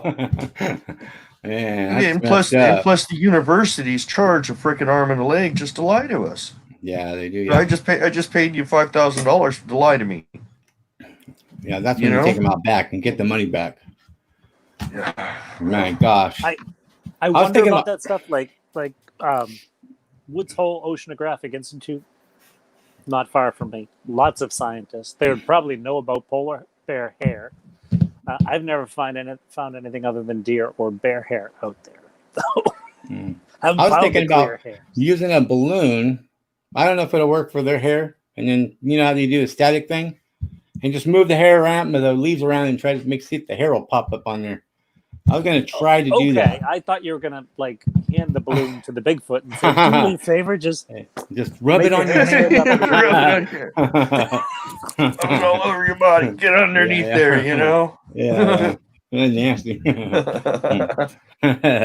Well, I don't think that'll work. You'd end up with, yeah, that might work. You know what I mean? It might work. Yeah. Next time I find a structure, I mean, that might work. You know, I'll put a couple balloons in my backpack and I'll blow. If I get a structure, you know, rub it on me and then just, you know, see if anything starts, you know, dancing. Yeah. That's a great idea, you know, on how to find hair. Yeah. You know? Yeah, I wish I would have known that. Wish I would have known that idea before I went camping. Oh yeah, out there that would have been. You know, that would have been an excellent place to try that. You know. Yeah. So. Well, your spot's a good spot too because all that straw. All you just move it around, you just have the balloon over it. Right. Yeah. It's like a hair magnet. Yeah. Are people finding hair though? How often does that happen? I don't know. Last time I did it, like I was tweaking. You know what I mean? I'm down on the ground with glasses and a magnifying glass. I'm like, nope, I'm done. Then I'll be out there for days. You know what I mean? Well, I've been doing this for many, many years, and just a few months ago found a clump of hair. That's right. You know, and bought a microscope. I actually got the new microscope in. And I haven't had time to play with it yet to see if it's going to work, but it went in that envelope without me touching it, and it's been there the whole time. I haven't touched it or messed with it or nothing. It's just it's in that envelope. So, but I got the new microscope. I just need to find time, and unfortunately, time to see seems to be in short supply lately. So no kidding. Some of that. No kidding. Just keeping up with Bigfoot. You know, I try and watch a couple hours a day. Yeah. But every day there's like 47 hours of video that gets added to my list. Right. Yeah. You know, I mean, especially with everything going on and everything shutting down again and all this other stuff, you know, it's like I get a little job. It's like, okay, well, I can't turn it down. You know, I got to go do it. So it's just. Yep. Yeah, we're doing a kitchen remodel, and then next week we're doing 2 bathroom remodels. So luckily I got something, but. Right. I got a side job, 3-day side. It's supposed to be 3 days, and it turned out to be like 9 days. So, but I finished all that up before I went camping. Wow. So camping kind of ate up all that money, but now I get to go back to plumbing tomorrow. Hey, plumbing's all right. Better than concrete. Yeah, well, you ain't got to cram yourself into tiny little holes you don't fit in. Yeah, I don't like that too. Trying to use a shovel to dig out a pipe, you know? Yeah. So. Yeah, the boss doesn't like when I start cutting the handles out the shovels. You know that? He's boy, have me a shovel. My boss. One. My boss just goes out and buys the right size shovels, but still sometimes they're just not small enough. So yeah. I during the toilet paper shortage, I opened the back door of my Rover, and there was a roll of toilet paper, but it was on the handle of my shovel. What the heck? So it's a short-handled shovel. It's a great shovel, but That's the That's restroom awesome. on my Land Rover. Is Hey, but what's the diet? But it's a very short shovel. I was just thinking that might be useful funny. for you. It might Just be. one Yeah. of those little trench shovels. You have a tow hitch on the back? A tow hitch toilet? Yeah. Duck Dynasty, they had one that's like rubber. It's like really cool looking. I was like, I might just do that, but I don't know. I'm out in the woods. Do you think I want to poop in a bucket? Do you know what I mean? I know. Just put one on the ground. It's right there. Just go dig a hole and make sure it's well buried. And Yeah. You know what? My wife and my daughter went camping with and stuff, and I'm like, well, your idea of camping isn't my idea of camping. You know, I like to go where there are nobody and there are no bathrooms where you're gonna go dig a hole and stuff the crap in and stuff like that. And they're like, oh, well, no, we're not doing that. We have to go somewhere at least where there's a bathroom. And I'm like, whatever. They're like, you still gonna crap in the woods? Yeah. we were out wandering around, and one of my wife's, regulations for me going out there is that we have walkie-talkies. So we communicate, and you hear my daughter come over the walkie-talkie. Hey, SoCal Forest Ninjas, have you crapped in the woods yet this morning? Yeah, I did that this morning. I don't think you're a Bigfooter if you haven't in the woods. Right. So yeah, that's one thing I don't mind doing. On the other hand, I'm still white bread. You know what I mean? I've still got my refrigerator and my stove and oven. I've got a memory foam mattress in my rooftop tent. So yeah, I mean, we had bought cots, fold up cots, and for camping. And the issue with the cots is they take up a lot of room. Mm-hmm. So they pretty much sat on the top of the cargo basket and took up the entire cargo basket, Oh, yeah. So me and my wife ended up going out and getting a queen size air mattress with a built-in pump. So, and then that coupled with a 12-person tent for 2 people and 2 dogs, They're like, look, they're building a house over there. Yeah. Well, the better your gear is, though, the longer you can stay out. The longer you stay out, in my opinion, the more attention we draw to ourselves. Right. So especially if you can't way out. It was an instant tent, right? It is. Yeah, you just unfold it and yank the thing up, and it goes click. You yank the other side up, it goes click, and then up, and you're done. Yeah, so much better. Pull it tight, stake it down. I ain't got to mess with the poles or nothing. It's all built in now, so. Yeah, cool right there. Yeah, and it's got built-in lights. So. Oh yeah. When I took mine through all too. I kind of like that. Yeah. Except I never use them because I'm always scared that Bigfoot's gonna be able to see my silhouette and know exactly what I'm doing. Yeah. So know what you're doing, know where you're at, come up behind you and poke you in the back through the tent. I've gotten that finger poke. I was more scared going riding my bike through Nevada through the desert for 3 months and 3 months back than I do in Bigfoot area, because the people are more scary than the Bigfoot is. Seems like, because I see hitchhikers walking miles from anywhere. Where'd they come from? You know what I mean? And then I was like, wait a minute, he's going the same way I'm going. And then I got to get way ahead of him before I turn off into the desert to pitch my tent. There's no way I will sit outside my tent and wait for him to come, if that was the case, And sure enough, I rode my bike for a while in the dark, and then pulled off and got in and pitched that tent. And I had that instant tent too.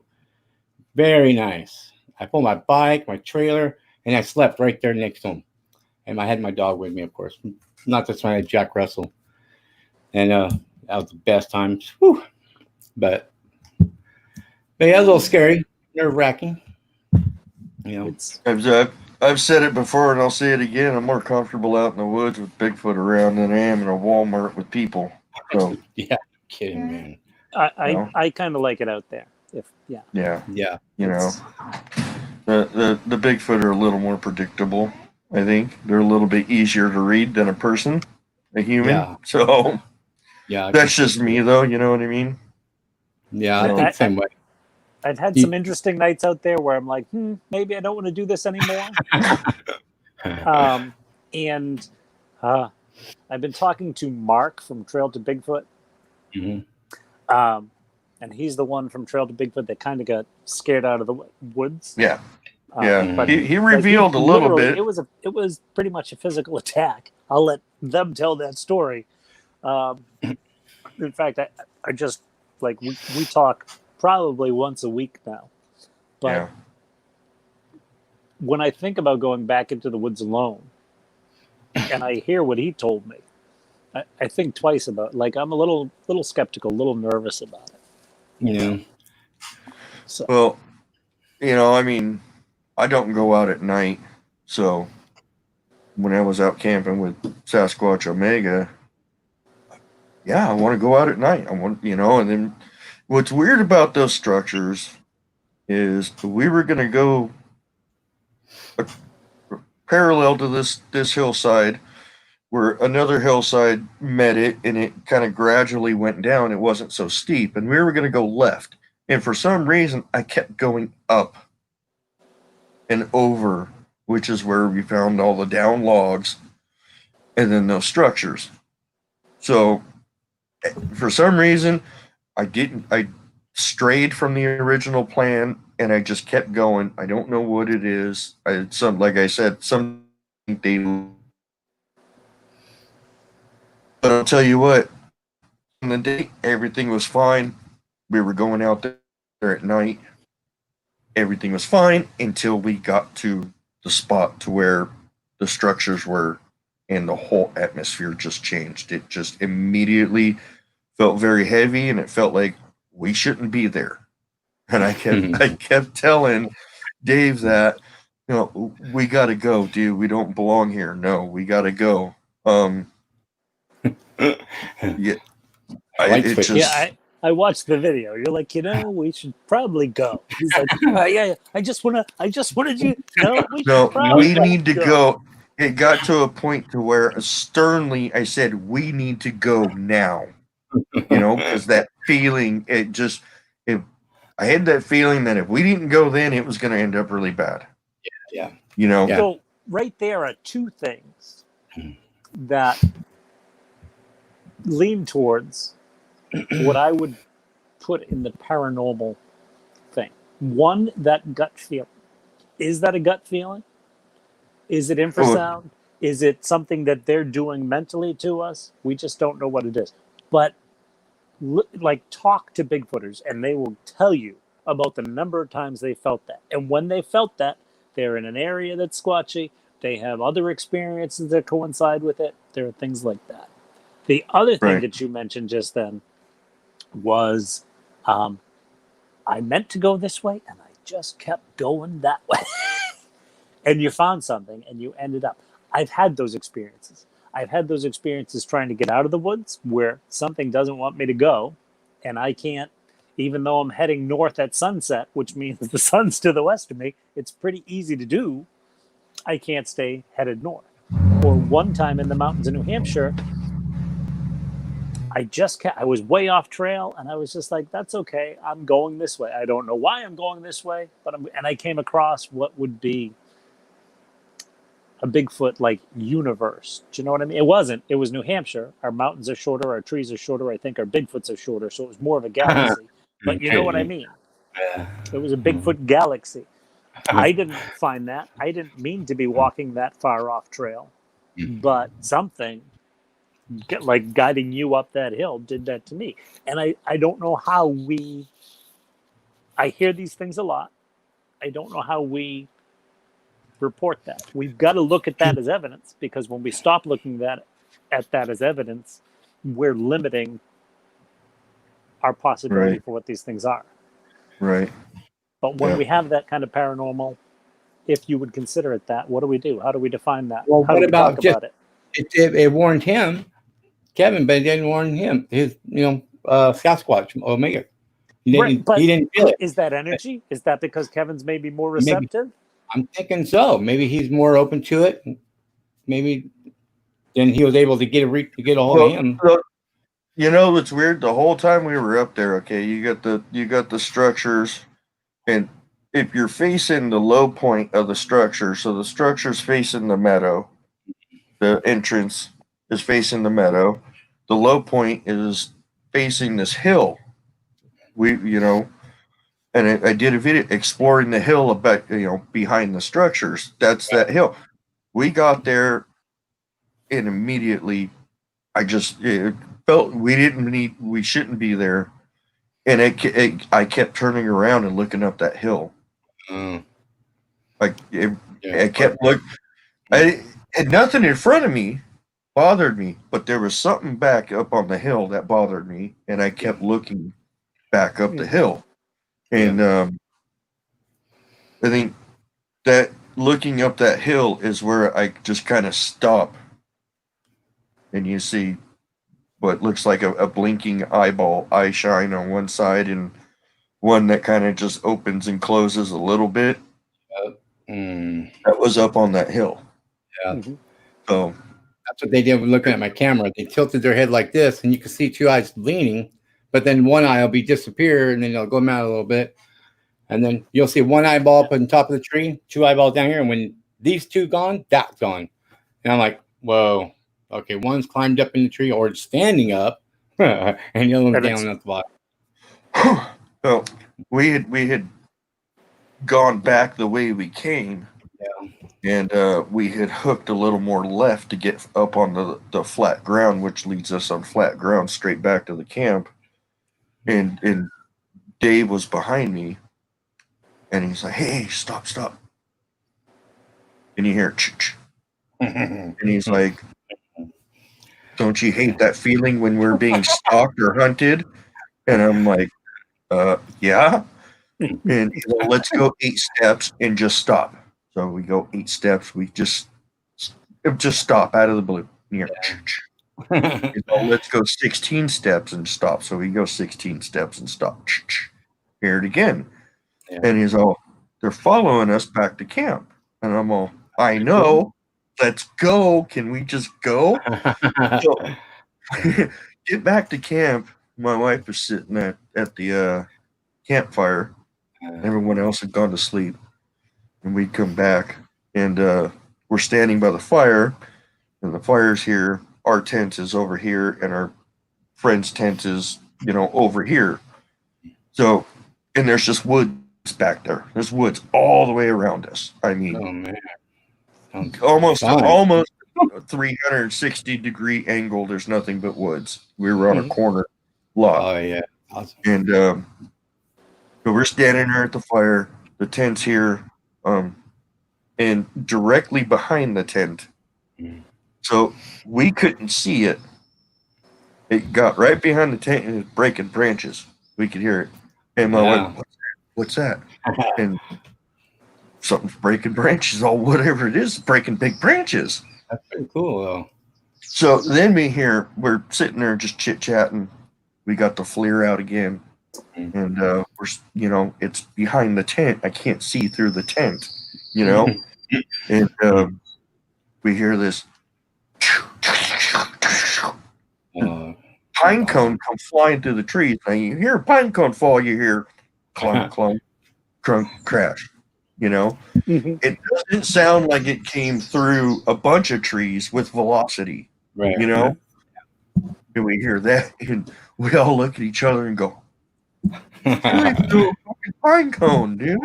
He's doing a freaking pine cone." Yeah. And then I woke up the next morning. The kids we had gone with have little bows and arrows, and they were shooting.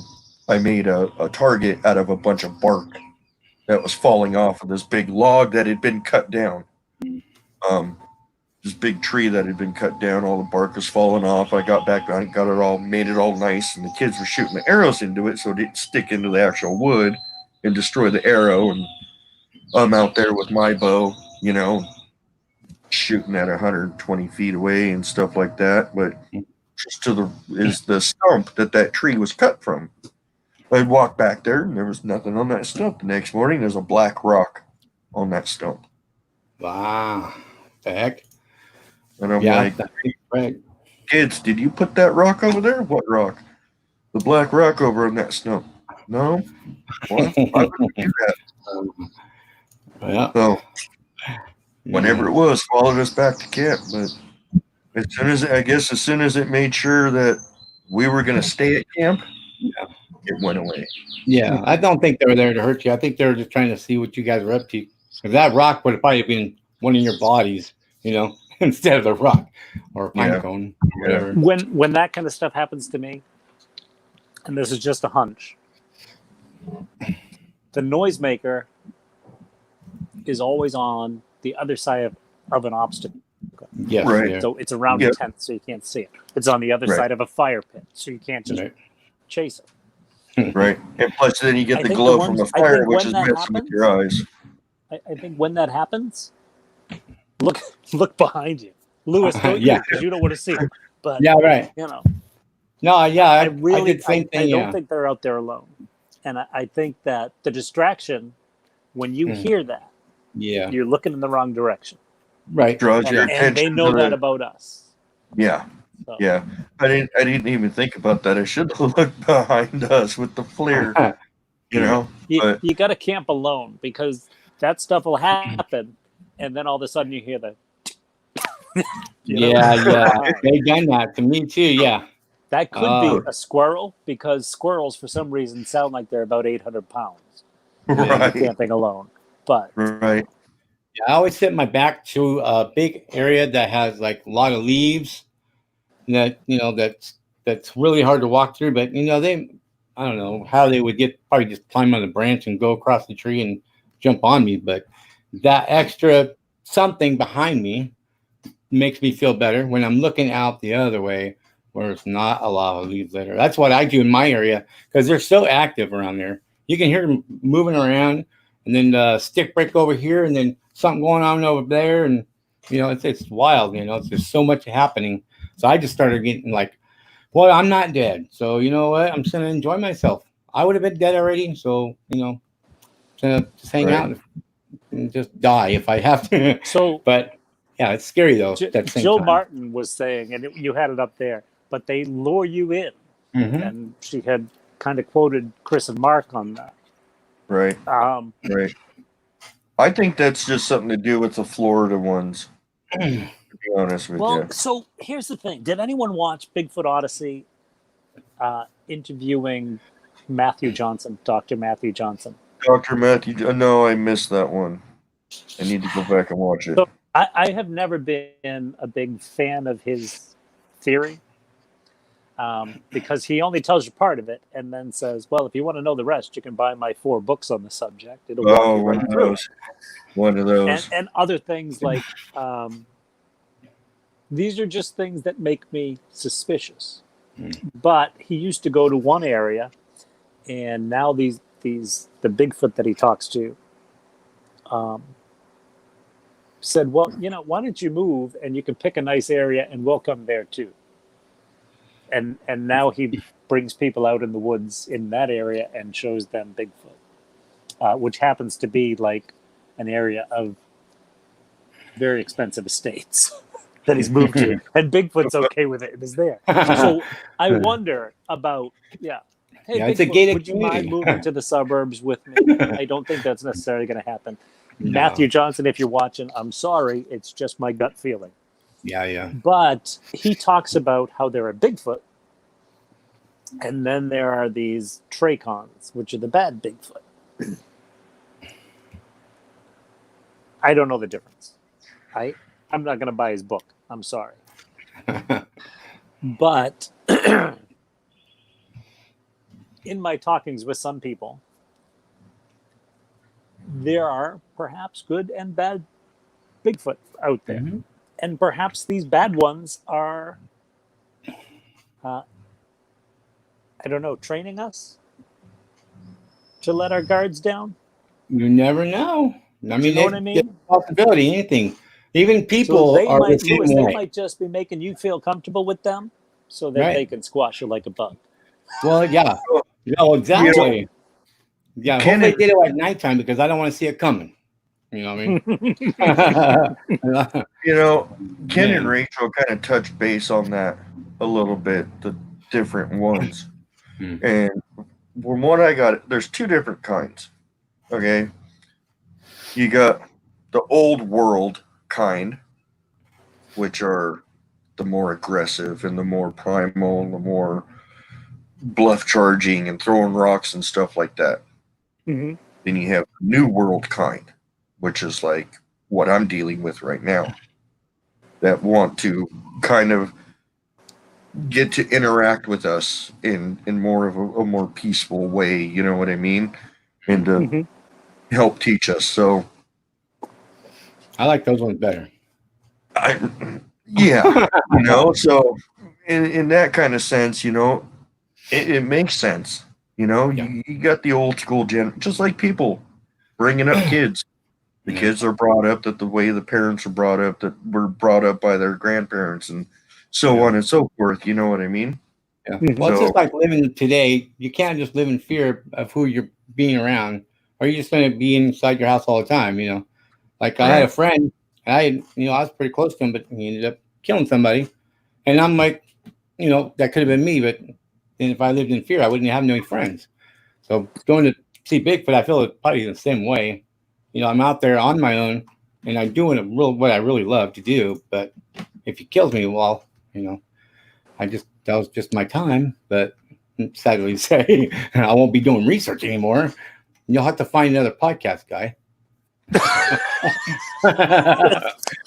Sorry, I hope you can edit. And you know, going along with that whole fear thing, I was told, let the fear go, just go. Yeah. Let the fear go and just go. Well, I actually was told, that fear and excitement are the same emotion. Yeah. So next time these things scare you, get excited about it. And now I do stupid things like run off in the woods when I think I see one to take a damn picture. But the other thing is, you mentioned new school and old school. So, not good at talking about the woo, especially when it affects me. But when I was a kid, I have a video out there. It's do your children talk to or see Bigfoot or something like that. Right. So when I was a kid, I had that imaginary friend who was a Bigfoot, used to tell me things. I think I mentioned a little bit of it last time.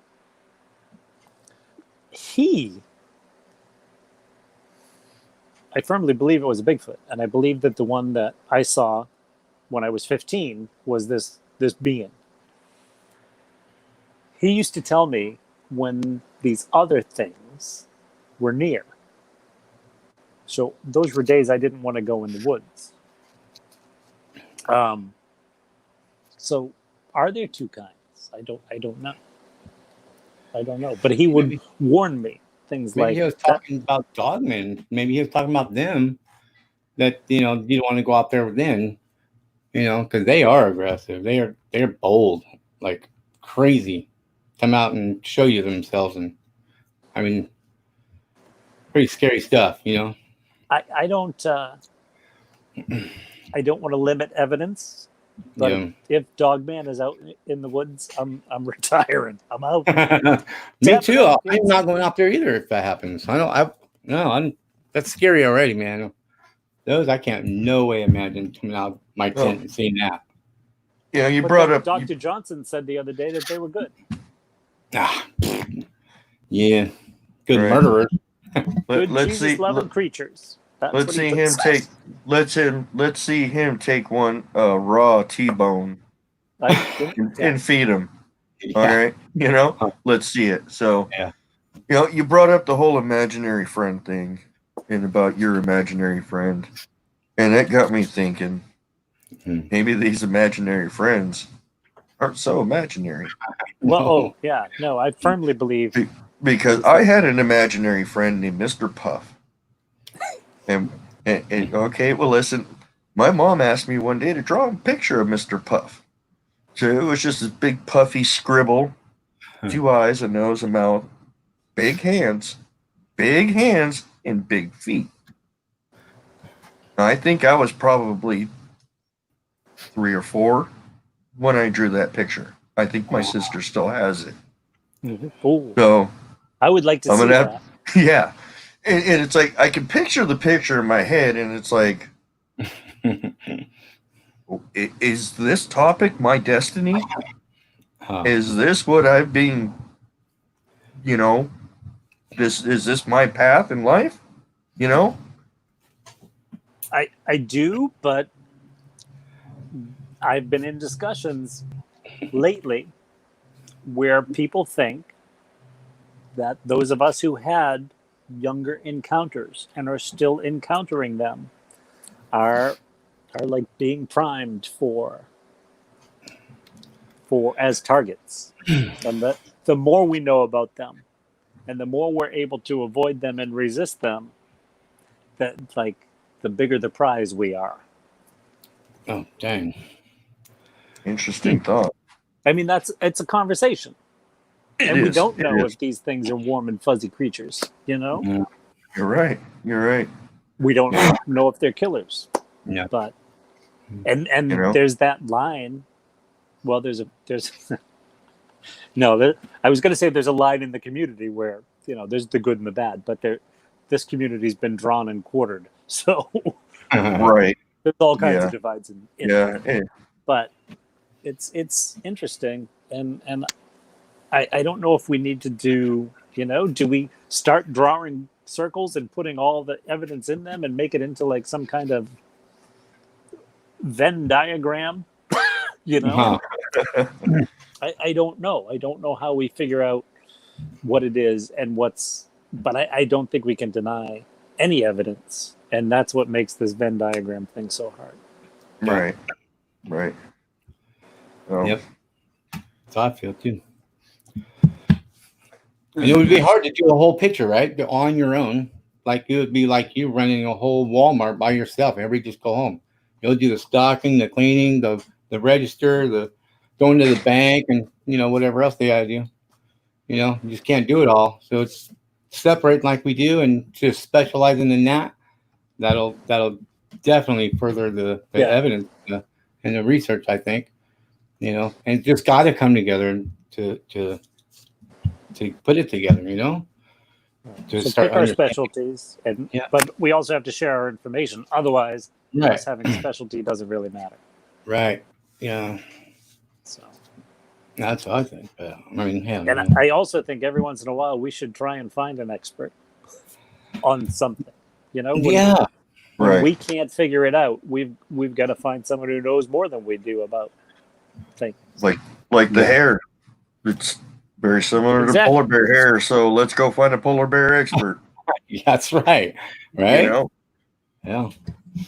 Okay, I found these structures. Okay, so let's go find a tree specialist. Yeah. Right. And there's even guys. I know what to look for now. I did that once. Did I tell you guys that? What? I was finding interesting breaks and structures in my woods, and I at a cocktail party I met an arborist. It wasn't a cocktail party really; it was a Patriots game.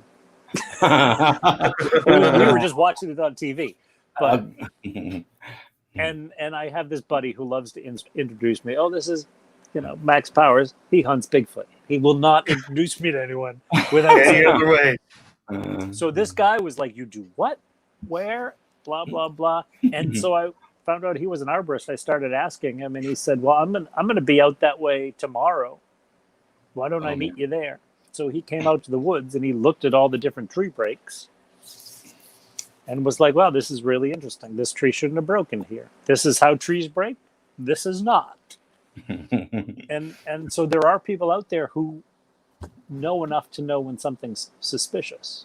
Right. Yeah. I don't have the vocabulary to describe what he taught me. I have the understanding to a certain degree, but I don't have the ability to show it. I tried it once in a video, and it's laughable. You find a lot of that in hunters when they're out there hunting and they hear noises.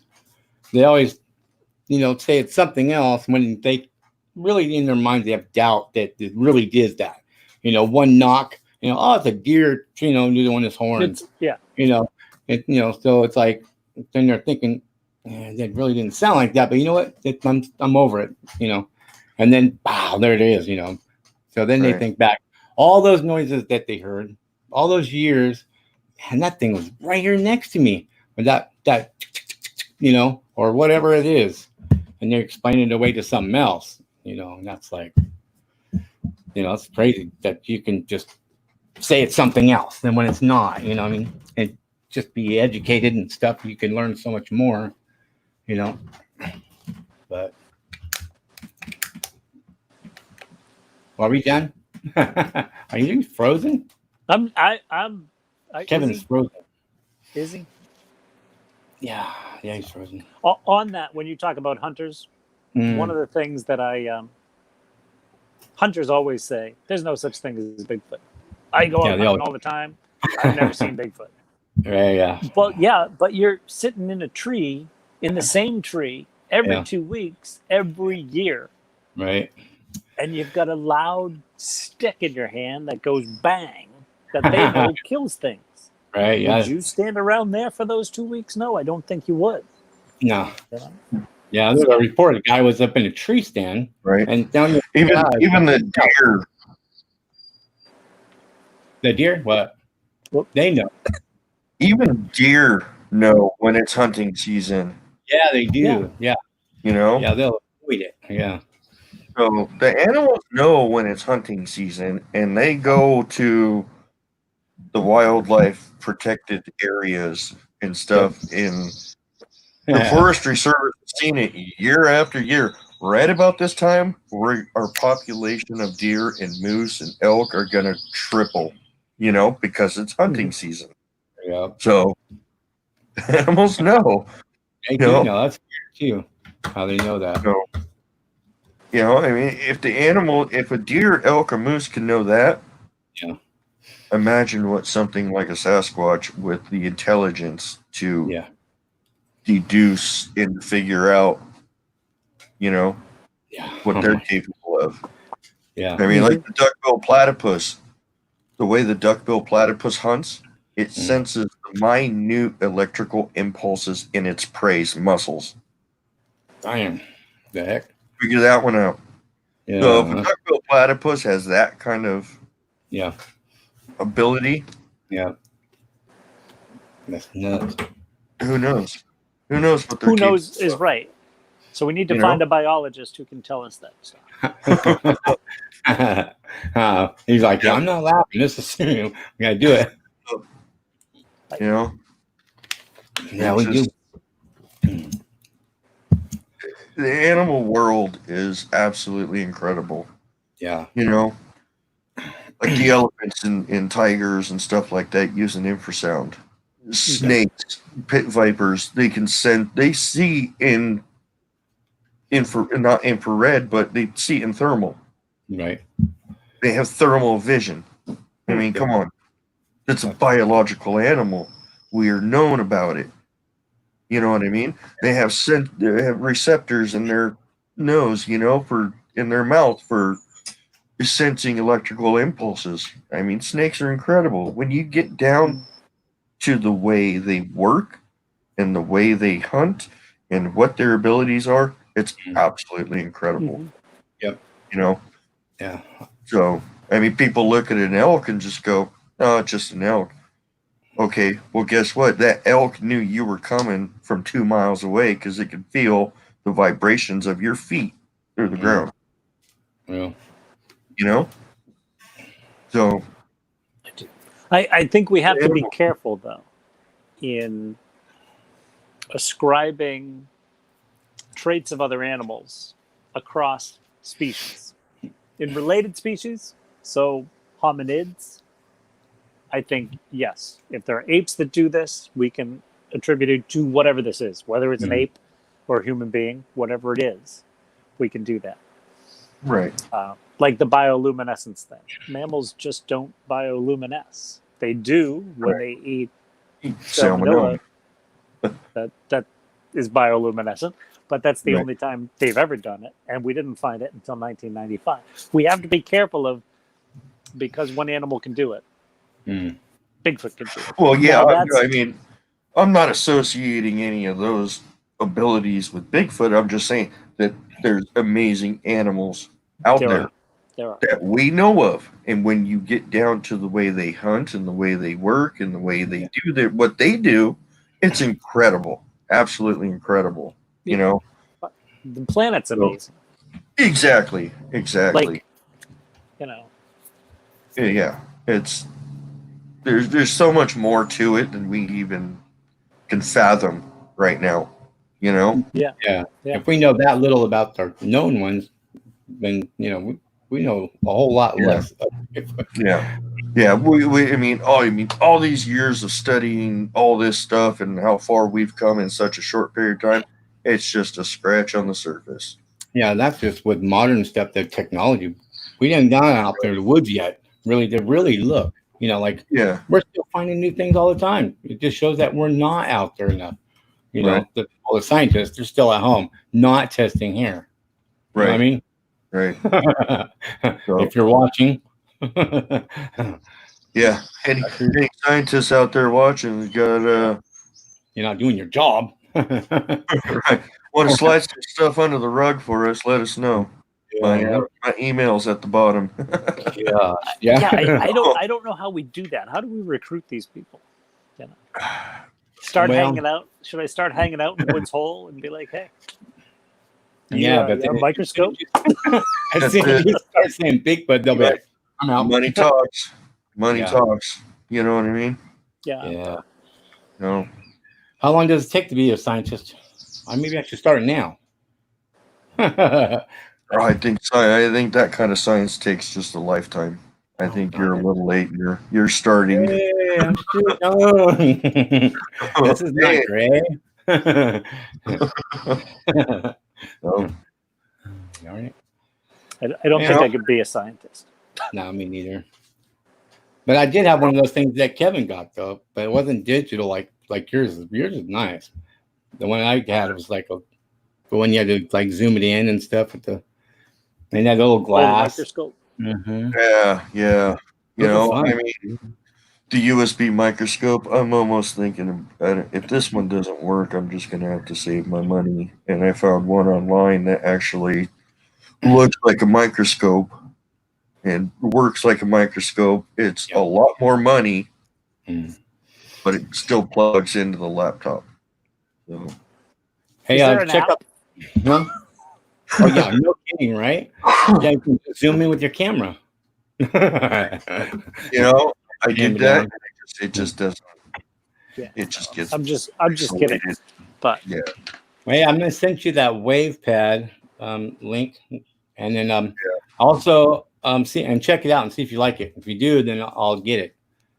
And then on the text right now, I sent the Barb and Gabby's link to that one spot where she says, "Oh, what was that? Did you guys see that?" And it was a Bigfoot that came up and jumped right up in front of him, jumped down a little bit, and you can see right through him, and he's green. And then he looked kind of like a predator-ish, like blurry. And then he dropped down and gone. You guys should check it out. She goes over it and over and over it, and then you can see. It's pretty wicked. Yeah. Whose video was that? Barb and Gabby. I put it in the text right now, right there. Okay. I don't know if you guys can click on that. Can you guys click on that? That was before Gabby passing. Yeah, unfortunately. Now it's Barb and Goldie. Oh, is that what it is now? Yeah, it's still the same thing, but it's just Barb and Goldie now instead of Barb and Gabby. I'm still gonna say Gabby because I miss Gabby. I like that. I mean, the Bigfoot knew Gabby, and Gabby knew the Bigfoot. Yeah. They got along great. I mean, Gabby would take off out in the woods and come back hours later, just happy as can be. You know what I mean? And Barb would say she smells weird, smell her. You know what I mean? Yeah. Because they were petting her. You know what I mean? And then when Gabby passed away and they buried her, they woke up the next morning and her whole gravesite was decorated with all kinds of cool stuff from them. That was cool. I take it these are dogs you're talking about. Yeah. Okay. Yeah, well, Barb is a human. Gabby was the dog. Yeah. Okay. And they do that. They do have friends as dogs that's pets to someone else. There was a native girl that did that, and she was riding her Polaris, and then she was driving, and then all three dogs took off. And then Zor is the one that they were friends with, but the other two came down and got right in front of her and stopped her from going any farther, because right up ahead was like a tree, but it was like 12 feet ahead of her. So she was like, "What the heck?" And they started whining and took off. And then she looked up, and there was three Bigfoots there. And she said one was almost like 12 foot tall, and it tapered down to like 9 and then 7 or something like that. And then there was two black ones, and the red one was in the middle. And Zora came running up there, and because he went the middle Bigfoot, the red one, she could see him lift up his lip, and then he whistled for Zora, and Zora came right over there, rubbing up against his legs, and then getting on his back, and the Bigfoot would reach down and scratch his ear, like it had been friends for years. Yeah, and he was the only one that got bones brought to him because he's always chained up by the house, and he's the only one that got bones, and they were bringing them to him. You remember that? I think I sent you the picture of the dog head I got in the bushes. Got me? Yeah, you. Yeah. Okay, I wasn't sure if you felt too. Remember the dog head I got in the bushes? I think that might be one of their dogs. Oh my! I think I don't. It's not. It's not a DM. It's a dog. It's a dog, and I think it's one of their dogs. One of their dogs. Oh. I think they got a hold of a stray dog, and see that happen. It chills out with them, I mean, but it's only in that one area. It's in that that one area with the big X and stuff, and where I heard something coming through the bushes at a high rate of speed. I turned around and I'm filming, and that's where that dog picture came from. Oh, so, you guys ever find deer bones around over there? No, I know there's deer. I've seen live deer there. Yeah, mountain lions because I've seen mountain lions. I know there's raccoons and buzzards and falcons and all kinds of wildlife out there because I've seen it, but I never find any deer scat. The only scat I ever see is dog or that stuff with all the seeds and the nuts in it. That right there, I know it's not no person. I mean, they would have to eat seeds every single day for a month. Just seeds. I mean, what do? They just drop their pants and pull their pants up without wiping? Yeah, I don't know, man. That wasn't them. Normally, if it's human, you find tissue in it too. You know what I mean? At least I have a shovel and a roll of toilet paper. And they wouldn't do it in the middle of the road, in the dirt road. Right. I mean, and then I started finding it on that trail. Yeah. My first area, I found it about midway the first time. Yeah. The second time I found it, it was closer to where I go off of the main trail. Yeah. And that's why I'm always thinking of a baby there, because those are about, it feels like a full-grown Bigfoot. It sure wouldn't be that tiny. I mean, it was a good size, but it wasn't big enough for them, I think, unless they just had a Hershey squirt. You know what I mean? And and then last week, yesterday I think it was, I found one right where I sit on the outside, but that one had bones in it and didn't have any seeds. It didn't have any nuts in it. So I'm thinking, and it actually had fur in it, so I'm thinking that might have been an actual coyote that may have smelled one of them and decided to, or maybe it smelled me. I don't know, and decided to leave one there, but maybe. You never know. At least you have an open mind to that. You're not everything's Bigfoot. You're eliminating all the other animals too. Not everything is Bigfoot, No. Yeah, that's good. Not everything is Bigfoot. No. And a lot of people don't see that. A lot of people, nope, that's Bigfoot. No. That's Right. You got to take it for what it is, and you got to do your, okay, well, I got my pocket knife out, and I was cutting up the poop. Let's see what's in it. Yeah. You know, I'm saying fur. I see bones. Is that the one you cut my hamburger with? Yeah, it is. like a Max. What? You know, I'm out in the woods a lot, and I do carry a knife, and I've done things where perhaps I use that knife too much. Yeah, I should have a second knife as a go-to. Right. Yeah, I got my bush knife, which I leave on my backpack, but I've also got my little pocket knife, and that was the one I was I've cutting. got a K-bar and a Leatherman. Yeah. Oh, I got a little Leatherman too. It's not really a leather. Mine's not either. It's an LL Bean. So. But you have a real K-bar, huh? Because you're in the military, right? I was not in the military. But you still got a K-bar. Those are nice knives too. It's a good knife. It's a great knife. You can buy those at military surplus outlets. So yeah, actual military K-bars. So, but yeah, you got to do what you got to do. You know, I mean, I dug into that scat, you know, with the seeds in it, and found out it had whole nuts. That's crazy. Whole unchewed nuts in it. Oh my gosh. So, I mean, whatever ate it was big enough to just swallow it. Yeah. I don't think any small woodland creature ain't gonna chew its food. All right. You know, I mean, it way too big for a bird. That's for dang sure, and that's about the only thing I could think of that would swallow something whole. You don't have coyote out there? Not that they would. Yeah. I don't know. You Do do. they eat berries? I don't think so. But No, they do tend to gulp things down. Do you know what I mean? There's rabbits and rats and all kinds of stuff out there. I mean, we saw that big ass, that football sized rat in that cave.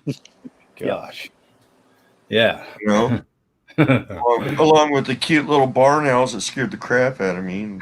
Kissing at me, and I plowed right through all the bushes and made a path for Lewis to go look. He cleared it up for me. I'm like, where is he going? Good gosh. Yeah. I thought you just tripped and fell, but you just kept mowing him down, man. I was like, he's still coming. You know, my finger still hurts. Damn. Yep. Oh, my middle finger still hurts. It's still swollen as heck. I was gonna die that day. I felt like. Yeah, that was weeks ago. Yeah, it was a long time ago. My finger still bothers me. It's crazy. still swollen and still sore. But at least it wasn't a snake. My gosh. I hate snakes. Yeah, me too. Yeah, I was looking in that hole. Hole.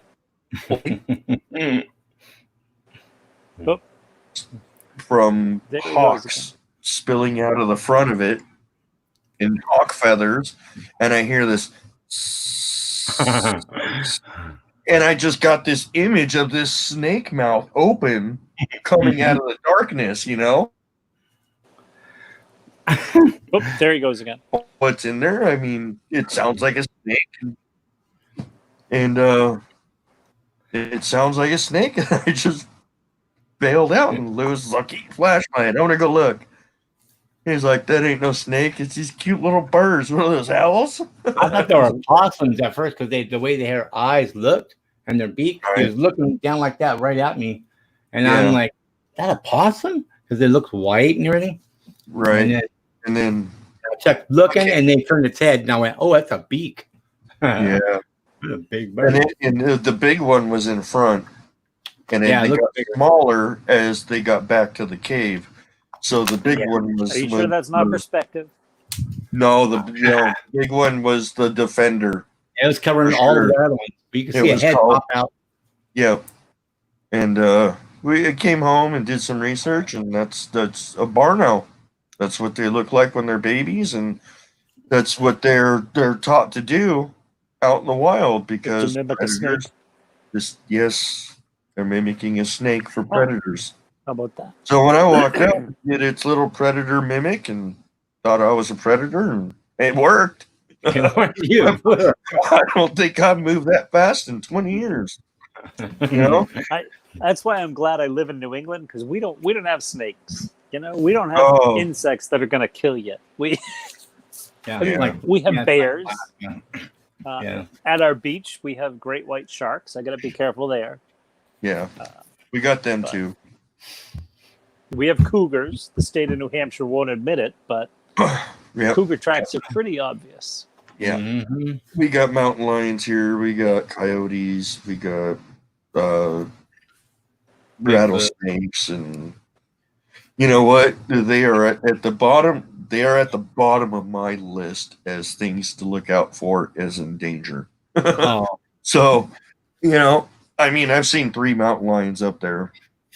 I've seen numerous coyotes. I've seen rattlesnakes, which is why I wear snake gaiters. You know, me and you saw that big rat snake trying to eat that lizard. That was crazy. So, but the rat snakes are big and they're intimidating, but they're harmless. You know, very fast, man. I could barely see. I didn't even see a move. Just fast, man. Gone. Yeah. No snakes for me. Fast. So, I know that what tripped me out was the owl's wing was silver, like a platinum silver. It was like right. I don't know what that was. Like that was pretty trippy. I was trying to look for something that looked like it, but I don't see anything that looked like that. It looked pretty neat. Yeah. Yeah, 3 baby barn owls. So Mama was probably around somewhere trying to scrounge up a rabbit or a rat or something, not knowing that trying to figure out just how to scratch your eyes out, probably. Scratch our yeah. Oh if she had seen us at that spot, she probably would have bombed us for sure. She would have come down. In the cave. Yeah, she would have bombed us and definitely done some damage. That's for sure because they're vicious and they're big. Yeah, so she must have been out flying around somewhere looking for food and didn't see us. So you know what we should have done? I flew my drone down there and just looked in the cave with my drone. Well, now you tell me. I didn't think about it until like right now. We spent 4.5 hours charging through freaking. I thought you had trouble literally climbing over the tops of bushes. Yeah, we couldn't see in there from where we're at because it was like in a valley, and then we're looking across it, but we needed to get over there. And we're like, you know, the grass is always greener on the other side, you know. And you get there, it's not really green. It's brown and steep, right? Hot. Yeah. It looks like grass, but when you get into it, it's just the tops of 7-foot bushes that you're looking at. So yeah, what we did is we went on top of the canopy. It was holding us for a little bit, and we're right through it, and we just kept going. And Kevin just looped everything, and then untied and pulled it back to us, and tied it off again, and looped it, and ran down again. Kept doing it until we fall all the way down to the bottom. Yeah, and then we got when we got down to a spot to where we could see it, and we're like, okay, so we just go across here, and Lewis had to help me up the last little bit because all the dirt I was standing on kept giving way, and I kept sliding further and further down. I threw a rope. I threw the rope to him, and the rope back, and yanked me up. So, but we got a good picture out of it, didn't we? Actually, you got a good picture of it. You got a good picture out of it. You got a good picture out of it. You got 2 good pictures. They were following us. Yeah, they were following us. That was crazy, man. Them following you like all the way from the front gate. It was like, that's what they do. It's interesting when they do that, isn't it? And how they get away with it because there's valleys and then there's other trails everywhere on them, and they don't see them doing this. You know what I mean? It's wild. But the way they do it is so just stealthy, for lack of a better term. Yeah. And I firmly believe that it's them because of things like the footprint thing that you were doing with, the footstep thing that you were doing with Omega, you know, and the fact that they follow you in, the fact that, like, I've actually baited them, not baited them, but I went through an area I thought they would be with no trail in order to figure it out. And sure enough, I got that military kind of following where one would advance from one side and they'd stop and the other one would advance from the other. It's crazy. They frog each other. Yeah. So while one's moving, the other one has eyes on you. Yes. Well, the other one, you know, and that one's got eyes on you. The other one moves. It's very militaristic in how they do their stuff, you know. But and they're not quiet about it. They want you to know, hey. if they're in an area, they'll let you know. They'll let you know they're there. I mean, you'll hear thump, thump, thump, thump, thump. I mean, it sounds like someone banging, you know, someone taking a big cinder block and dropping it on a grass. You know, real thick, lush grass, that thump, you know, that's what it sounds like. Yeah. I've done it. I mean, I've sat there literally 10 feet off the trail as people walk by, and I just stand there, and I stand there still. Yep. Clear view of me. Mm-hmm. They walk by. It's always good to sit there. That's something that confuses me about like the peaker thing. Do you know what I mean? Oh yeah, because you're moving. Because usually, have you ever? This makes me sound crazy, but we're talking about Bigfoot. We all believe in them. So when you catch one, right? They're in your sight. They don't like duck away. No, and no quick moves. They just slowly go back. A very slow kind of. It is, yeah. They just kind of melt back into the shadow or slowly move back, because sudden jerks, that's what catches your eye. That's what catches the human eye, is a sudden movement. Yeah, that's what they did to me. Yeah, exactly. If you don't move, they don't see you.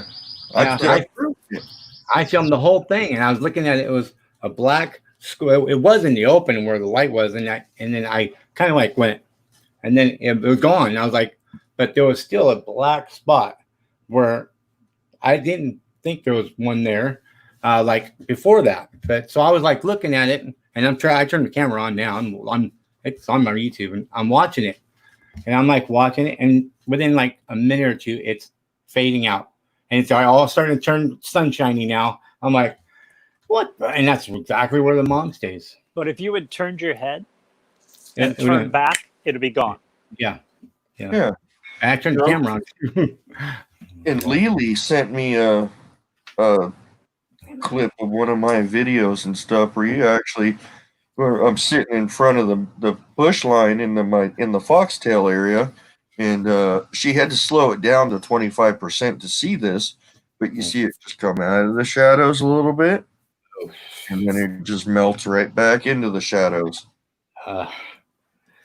That's what they do. Slow movements, because sudden movements catch our eye. Right. Yeah. You know? Yep. And I've done that. I did that in Fawnskin. I actually tested that when I was up in Fawnskin. I literally sat 10 feet off a trail. Not in camouflage, not really trying to hide. I mean, I was behind a bush. 2 hours. There must have been 50 or 60 people that walked by, and the only person that saw me was a 5-year-old little boy. And then, mom, there's somebody up sitting in the bush up there. Oh no, you're seeing things. Come on, let's go. Just dismissed it, tried to get off. Yeah. You know? Yeah. I was just sitting there being quiet, not moving. Yeah. It's a very simple, excellent way of camouflaging. Don't move. Yeah. I've stood out in the open in my area. Yeah. Next to trails. 15 feet off the trail, perfect view of me, and I don't move. But if you don't move, it doesn't catch their eye. Right. And they know that. Military the same way. Contrast and movement. That's what signals you. Contrast and movement, backlit and all that. Yeah. And they know it, because when they walked on the tree line with the shadows, they stay within the shadows and don't contrast themselves with the sunlight. And they know this, and they do that. They stay up. It's pretty and cool. I've noticed that about the ones in my areas. They're there in the morning, because the way the sun comes up, it puts all that shadow down in those bushes. Yeah. If I go there in the afternoon, the insides of all those bushes are lit up like it's got lights inside, and Yeah. they're not there. That's right. We noticed that when Lewis came up. We went by, and he's like, "Wow, there's a lot of shadows in there." We came back afterwards, and the whole insides of the bushes were lit up. Yeah. Yeah. So they know the time of day that they can be there, and that's why I go there early in the morning, because that's when they have the shadows, Mhm. and Yeah. they can hide. So Yeah. it's like when I was in Fawnskin, I know they like the high ground, so I would walk down in the canyon, and I would hear them up on the ridge leapfrogging. You know what I mean? I Mhm. stuff deliberately to make them more comfortable. So, Yeah. Man, oh man. what are you gonna do? It's always interesting. Yeah. It is. It's this crazy adventure. I mean, It is. Yeah. It's a crazy adventure. it is. I mean, people bring up the word Bigfoot, and especially in my area, except for one person, I did find their car that had Bigfoot stickers on the back. Oh, that's pretty There's cool. one person in my area I can probably talk to, but no one can tell me whose car it was. Yeah. So, Oh, I'd be putting my lawn chair right next to it. it was a Ford Explorer too. Imagine that. Oh, dang. With Ford government Exploder. plates. Oh, it had normal plates on it. So I got at Expedition Bigfoot, the Bigfoot Museum in Georgia. Ah, I got an awesome. It's a Forestry Service sticker. It looks like it, but it's got a Bigfoot on it instead. that's even better. I like that. But I yeah. have Bigfoot stickers on the back of my truck too. So Bigfoot is in mine. Colorado Bigfoot's, his stickers are like that too. It looks like a Forestry Service sticker, but it's got Bigfoot on it, and he's putting the country's flags around, as like Australia and All the places they are. right. So That's what my logo is. Does a Bigfoot, gorilla, a face, but it's a picture of the world map on his face. I overlaid it. I edited it myself. So, Yeah. That's pretty cool. Yeah. I don't have a logo.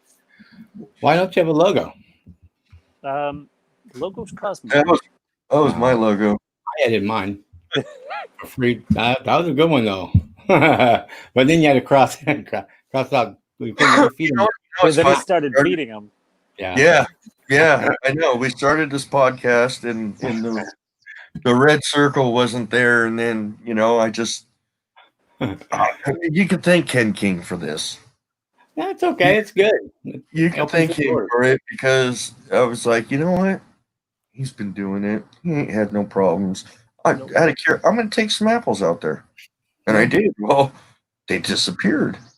So I took more apples out there, and they disappeared, and there's no cores, and there's no remnants. And then his wife, Rachel, said, take Mercy a banana. And I took a banana. Well, the banana disappeared, and there ain't no peel. So an animal would have left the peel. They wouldn't eat that, yeah. Animal would have left Do you a think? core. I think so. I think so. I mean, I'll look it up. Maybe some other monkeys or something. Maybe they eat them. I don't know. I don't know. I mean, we ain't got gorillas or monkeys in our area. Maybe check out like squirrels. I don't think squirrels would eat that. I don't think so. I don't know. I don't know. I don't think so. They would leave something behind. Ken King doesn't just feed them. He cooks for them. Yeah. Oh, yeah. And there's no purpose behind it. It's not like a leverage or. Now I think that's what the Bigfoot's like about that. Is it's a genuine, right? Just like Kevin's doing. It's not time and effort in. Yeah, it's not like, okay, if this comes up missing, then I know. It's not like that. He knows they're gonna get it. Just take it. Yeah. And I left those rocks out there. I left the seafoam green, that orange one, the blue marble, and the pink rock. Well, lo and behold, only the blue marble and the pink rock ever disappeared. The orange and the seafoam green rock are still there. I really didn't like the orange or the seafoam one either. See, he's part Bigfoot. Yeah, maybe.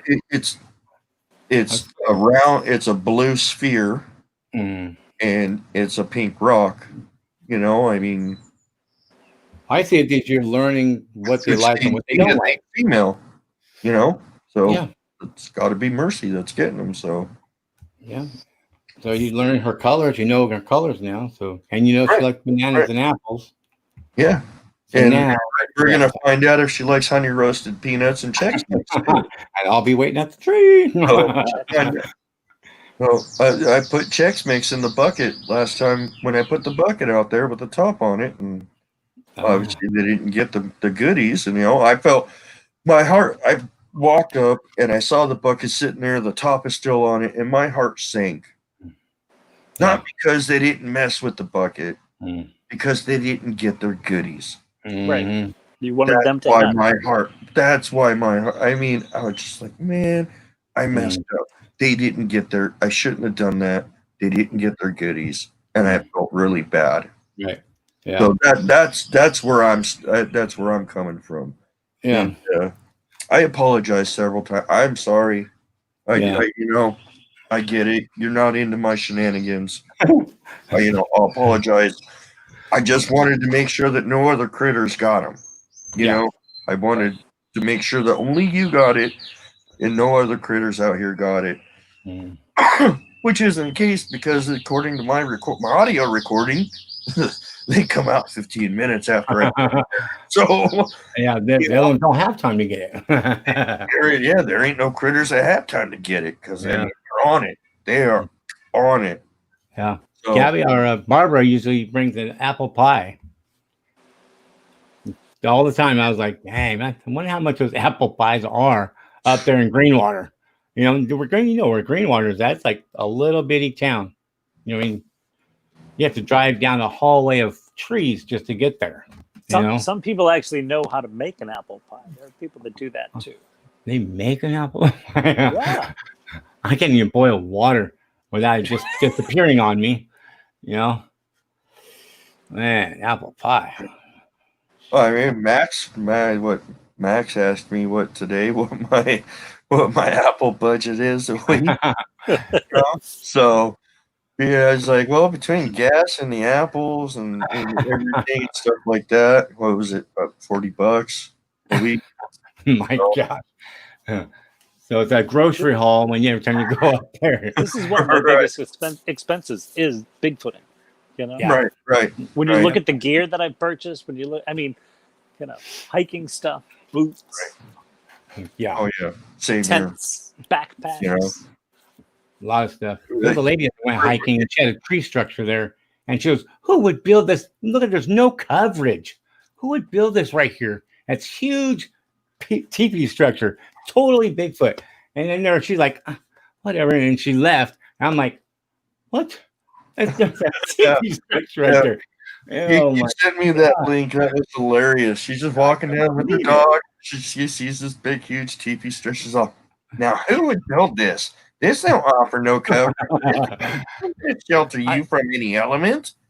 I put a link up for, I'm trying to think, Chris Shantz's channel, which is Venture Forward or Venture 4-Wheel Drive, whatever it is, Venture 4WD. He was out in the woods. Now, this is a guy who's out in the woods all the time. Like, he lives in his Overlander vehicle, and that's why I watch him and all the places he explores. But he went out, and he stops his Jeep and looks off into the woods. He gets out and he goes explore. It's this giant teepee. But he's like, wow, I don't know who would do this all the way out. I love when I find things like that in other people's channels when they don't know what they're looking at. Mm-hmm. Yeah. But you can see in their face a lot of times, like, what the heck is this doing here? Who did that? Yep. I do metal detecting and stuff like that, and I watch a lot of metal detecting, channels and stuff like that. And it's funny and stuff. There was one where one guy I think he's in Russia or something, metal detecting, and he steps over a log, and then metal detects steps over another log, and he looks up, and you just see this big asterisk. I mean, it was like far outside structure, and he's just like, oh, they wonder what happened here while the trees are all knocked down and stuff like that. Knocked down. Like the captions and stuff, and I'm just laughing. I actually sent it to Bronzini Bigfoot, and he just called me up, just started laughing, just going, don't even know what he just walked through, huh? And I'm all, no, he don't. Another one walks into this teepee structures, metal detecting around, and he walks in and there's leaves and pine needles all over the place. Okay, you walk into the structure and it's all dirt. Doesn't even pick up on that. Walks metal detecting around and stuff. Oh no, nothing in here. Walks out. His buddy takes a, kind of, looks at it. It's a teepee structure. I mean,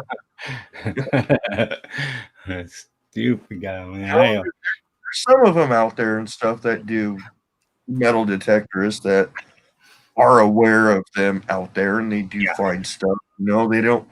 They don't make a big deal about it because it's not their thing, but they're aware of them. Yeah. Yeah. I remember I was on a bus coming back from Boston. I normally drive, but with my rooftop tent on top of my truck, I can't fit in a parking garage in Boston. It's too tall. So I took a bus, and we're driving back from Boston on Route 3, probably just 20 minutes outside of Boston. If there's any Bostonians out there, Route 3, it was like between exit 13 and exit 12, I believe. It might just been after exit 12. Anyway, I look up on the side of the road because I can do it because I'm not driving. And there's this giant, stripped, all the bark off it, but a giant asterisk right on the side of the road. And and there's one other guy on the bus who, as we pass it, he stands up and turns around. So I ended up talking to this guy, and we talked all about it. He's like, did you see that? Everyone else on the bus, not a clue. Was the tree peeled? All the bark was taken off of these. Oh, man. Wonder if it came off in sheets or how they did that. I don't know. So one of the things out there when you're driving along a highway, and up here we have these things called pine beetles, which tend to kill these trees. But these weren't dead trees lying down, and there is a lot of that. This was like an asterisk up a hillside right on the highway. And so I've gone back and I've looked at it on maps and things like that, and it's an area where they probably are traveling to and from it. I think because of the position up on that hill, they could see it from far away. There's a couple of state parks around there. I found a spot me and my sister went to before, my younger sister, and we were kind of hiking off the trail down farther away from the family. And then we went up on this little hill. We're going to go down into this other ravine that I thought it wasn't there. I thought maybe that's a good way for the Bigfoots to travel without me knowing. And right when I got to the top, I saw all this bark, about maybe, I don't know, it's about 4 inches thick or maybe 3 inches thick or something like that. And they were all placed out flat on this area. And there was no trees around there like that bark, that was there. And there was nothing missing off those trees. But it was all there, laid out flat. It was pretty weird. And now you said that, maybe something to do with them. That suggests opposable thumbs. And yeah. And then maybe a plan of making a bed or something. I don't know what they were doing. Maybe you just bored them or I don't know. But it was weird to see that up there. And then I was like, and those rubber mats that you stand on, like if you're at a bench outside, the little rubber ones, it's kind of foamy. Yeah. And it has a little pattern to it. Well, before, there's this area that's between the big male and the family. I had a little bit of weird stuff happen there, but I saw this mat was there, and it was all torn up, and it was a bunch of pieces. And I've seen it for years. I walk past it all the time. The service workers would never pick it up. It was always there. And then one day we went down a little closer to the family side. And I told my sister, I go, this is another spot I always feel I shouldn't be going in here. Always. And I kind of glance in there and look. It's always shaded and dark, and then it's not thick in there. It's just like these branches that are long, but then it gets leafy on top. Mm-hmm. And so she goes, "Well, let's go." I'm like, "Huh? What the heck?" So we just step in, and then you could see like there's kind of like trails, like everything's matted down pretty well in there, and it's like you can tell it's well used. But I found pieces of that foam in there, and I'm like, "Do you think the coyote brought this in here just to play with it?" You know what I mean? And she's like, "No."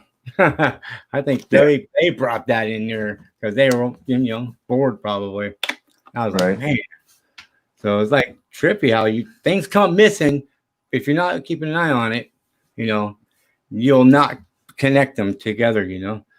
Right. It's pretty wild. Yeah.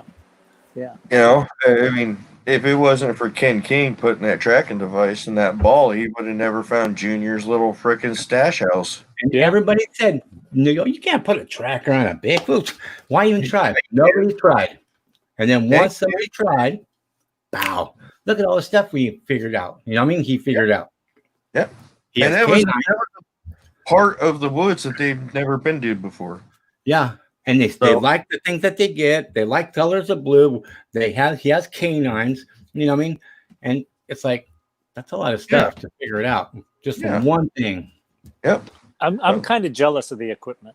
Like Rachel the other day had this just like little energy detector on her phone. Like, I gotta get one of those. It's just an app. It's just an app on the phone. So I don't know what it's called, but yeah. Look on your phone for all different kinds of. You can be a scientist on here if you want to. Look on there and see what kind of apps they got for like different things. Like it has to be wavelengths and stuff like that. But figure it all out. Yeah, they got infrasound and everything. They got infrasound detectors and everything. So Mm-hmm. They've got cameras too, but we still haven't gotten better pictures of Bigfoot. Right. Yeah. So hey, any photographers? Anyone left in the chat? So I tried to ask this to MK Davis, and the camera I mentioned, the company still makes, but they make it very expensive. And he's like, "Oh, that would be very cost prohibitive." So we really didn't go the route to the answer that I wanted to hear. But I've got this Pentax K1000 from. It's got to be 30. Oh my gosh. 32 years old or so. My gosh. But it doesn't have any batteries. It's a fully mechanical, like professional camera back from when I was in art school. I got to find out what lenses I should get, things like that. Because I know you've mentioned, Kevin, about having trouble with your, things disappearing off your cell phone and things that just don't come out and things like that. I think we, as Bigfooters, should look into these mechanical cameras and 35 millimeter film. Mm-hmm. Figure out and just when we're out in the woods, just kind of pan. And because I'm trying to think, other ones would be like a Canon 8E1. They used to make a completely mechanical camera. Mm-hmm. Right. But we don't have to worry about batteries mysteriously dying. We don't have to worry about them affecting whatever. Digital file magnetic disappearing. They may do something to the film. I don't know that. Barb used to wind it up, like to put it on a gifting spot, and then they would take a picture of themselves. That's what Barb always did. She would always wind one up and put it out there for her gifting area, and she'd leave it and let them take the picture because they'll pick it up and play with it. Like what? Those old disposable box cameras? Yeah. Remember people used to leave them on tables at weddings? Waterproof ones? Yeah. Mm-hmm. Do they still even make those? Yeah. I think they do. You do. Yeah, you can get them at like Walgreens or CVS or. Are you sure? Because we're all really old guys. We may be out of touch. I just don't want us to be. But you know what I mean? I think we may get something there. Chew on my cord, you dumb bunny. Whoa. Who you calling a dumb bunny? My bunny. Oh, okay. My rabbit's out running around. He was trying to chew on the power cord to the laptop. Oh man, those are expensive too. Yeah, don't want that, so I had to shoo him away. There you go. So, oops. He just wants to be part of the show. We're outlasting the people here. I mean, we tend to talk. Well, you know, How many? Oh, there's still 10 watching. yeah, because it fluctuates between 8, 10, 11 down. yeah, you know, I mean, we're just chilling, Yeah, just talking, you know. I'm getting Piece stared at. together. Feels like I'm Bigfooting every day. He's always watching me. Yeah. Yeah.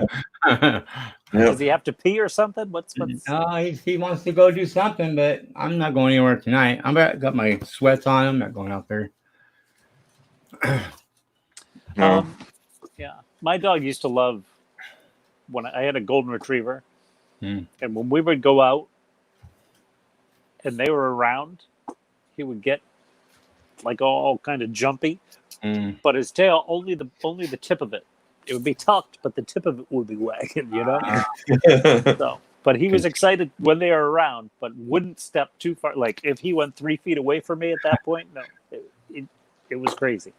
Yeah, He was I had a Basset Hound Shepherd mix, so it was basically a German Shepherd with short legs and floppy ears. And we got to take him to northern Idaho one time before he passed away. And that was where I got to know that dog. That dog, we got him from a shelter an hour before they were going to put him down. Damn. And he was already like 10 years old. You know, nobody wanted him. And my wife just, nope, you're not putting that dog down. Went and got him. And at first I didn't like him. And then he grew on me and he ended up being my dog. And I would take that dog out in the woods of Idaho. His nose would hit the ground. And I would just follow him. He would just stop, sit down, and start staring. And you look at the distance, you'd see a deer. Wouldn't bark, wouldn't do nothing. Just stop, sit down, and stare. And you look over his head, and you'd see a deer. Didn't train him that. Just did it. Just did it. That's cool. And, I haven't had a dog since then, so, you know. Well, I got I think it's time for me to get one now. Yeah. Yeah, they're good friends. They don't argue back. Well, he argues, but I still don't know what he's talking about. I want to get a German short-haired pointer, but those are not very popular dogs in California. So. He can ring his bell when he's hungry and go outside. And he can ring his bell again when he's still hungry. And then he also he can Okay, all right. And then what else can he do? He can stretch like that. No, what else can he do? He does. I can shoot him, he'll die, but he's been arguing with me a lot with that. And then he can shake, lay down, roll. He did all kinds of stuff. And it was just the bacon that I showed him how to do all this with, like a little rubber bacons. Took 2 little bacons to show him how to do all that. Pretty cool. And he learns like that. Just so smart. Mine was a golden. He was pretty smart, but he did more training of me than I did of him. Right. That's how it usually works, right? That's usually how it works, right? He opens the drawer, gets his leash out too. Out of the drawer. Pulls open the drawer, gets the leash out. He doesn't know how to close it yet, though. But, and he wears goggles when he's on his bike ride. Yeah, safety first, huh, Oscar? Safety. He got his own little pair of goggles he wears when he's on the bike. So yeah, and he can pick what food he likes to eat. I'll throw both of them down. He'll circle around, and then which one you want, he'll pick it up, and I'll just get him out. Yeah, I know it sounds impossible. I know, but I'll show it to you. Again, the animal world is pretty incredible. It's all on video. I got it.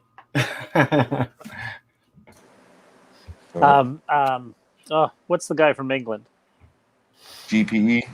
401, Cryptid 401, 411, I don't know. He's been noticing that he doesn't have to ask his dog. He just has to think. If he, do you want to go for a walk? He doesn't say it out loud. He just will think it. And the dog will come over like he talked about it. So animals are amazing. We probably could do that too, but we've dumbed ourselves down. Yep. So, Yep. Absolutely. Which is probably why children are able to see things that adults can't. You know. absolutely. Yeah. So they haven't been corrupted with the technology, and the monsters don't exist, and this, that, and the other, throughout life, and you just get to a certain age, it's like a light switch, it's gone, you know? Yeah. So, So I had, when I was a teacher, I used to be an art teacher in an elementary school. I had a student who he remembered his past life. And he could tell you all about it. The older he got, like, I think when I got there, he was like in second grade. But the older he would get, the less he could tell you about it. And eventually yeah, it just was gone. But he literally remembered his life, the house that he lived in, the street that he lived on. And he could tell you like crazy things about it, things that, no second grader should know. So right, there's right. interesting stuff out there.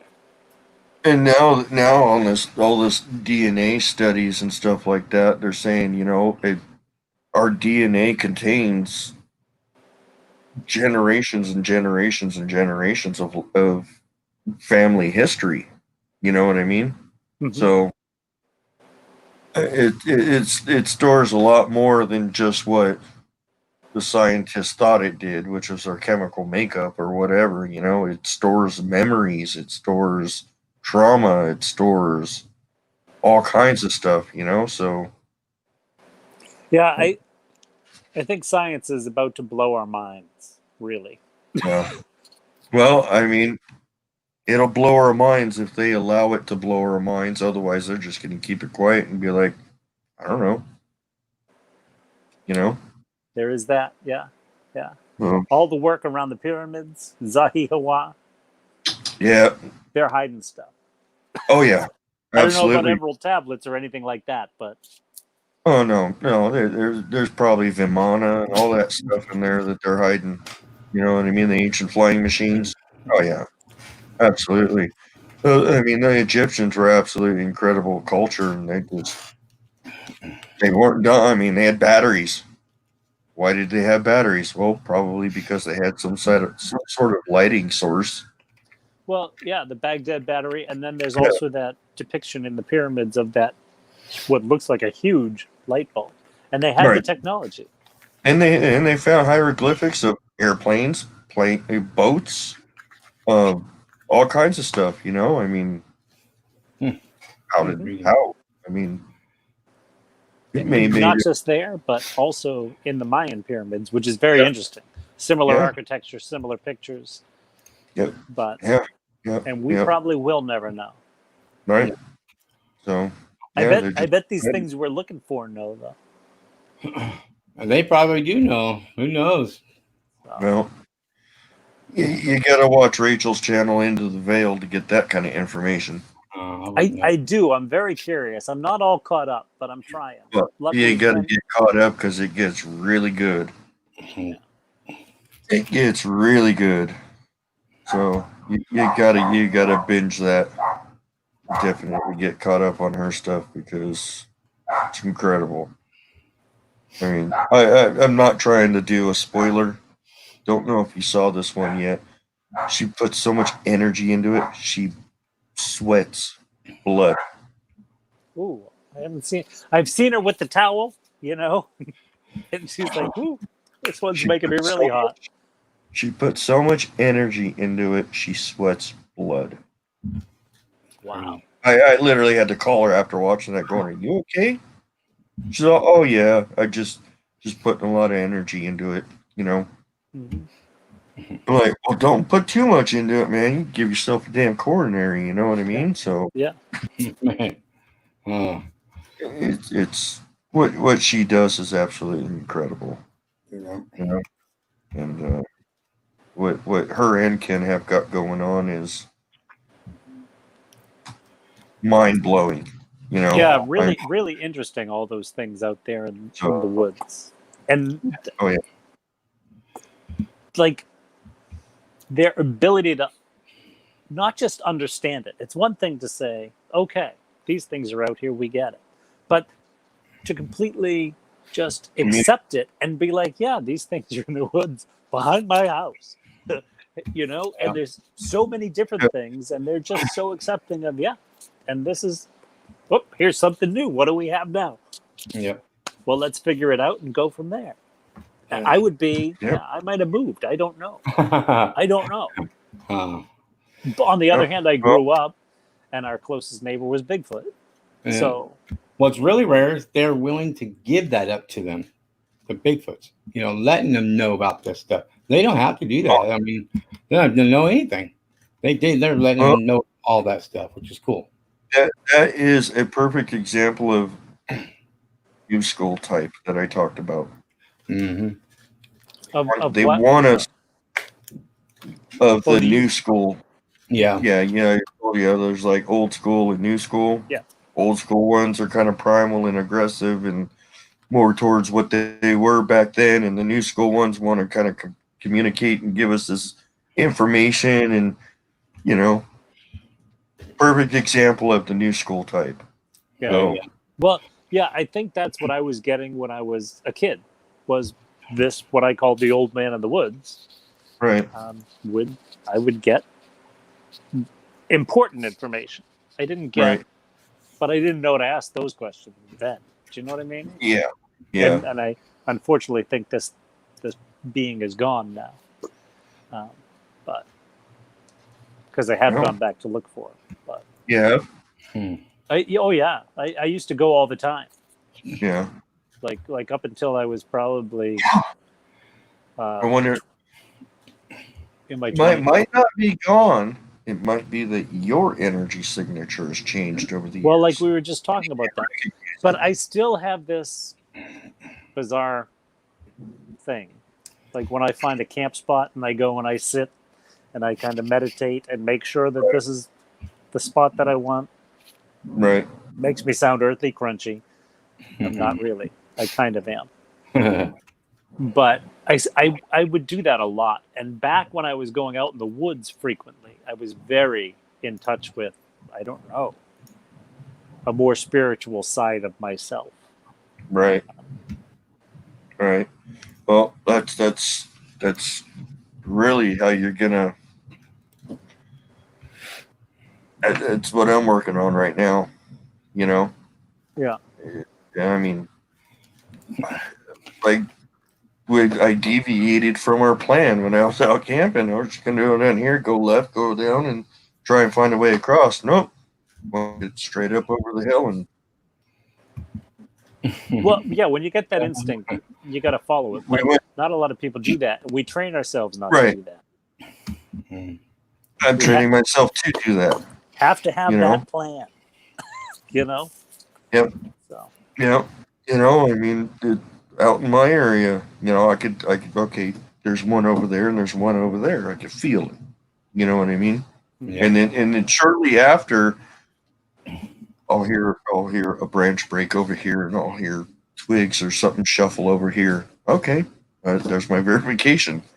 They're right there where I said they were out camping at night.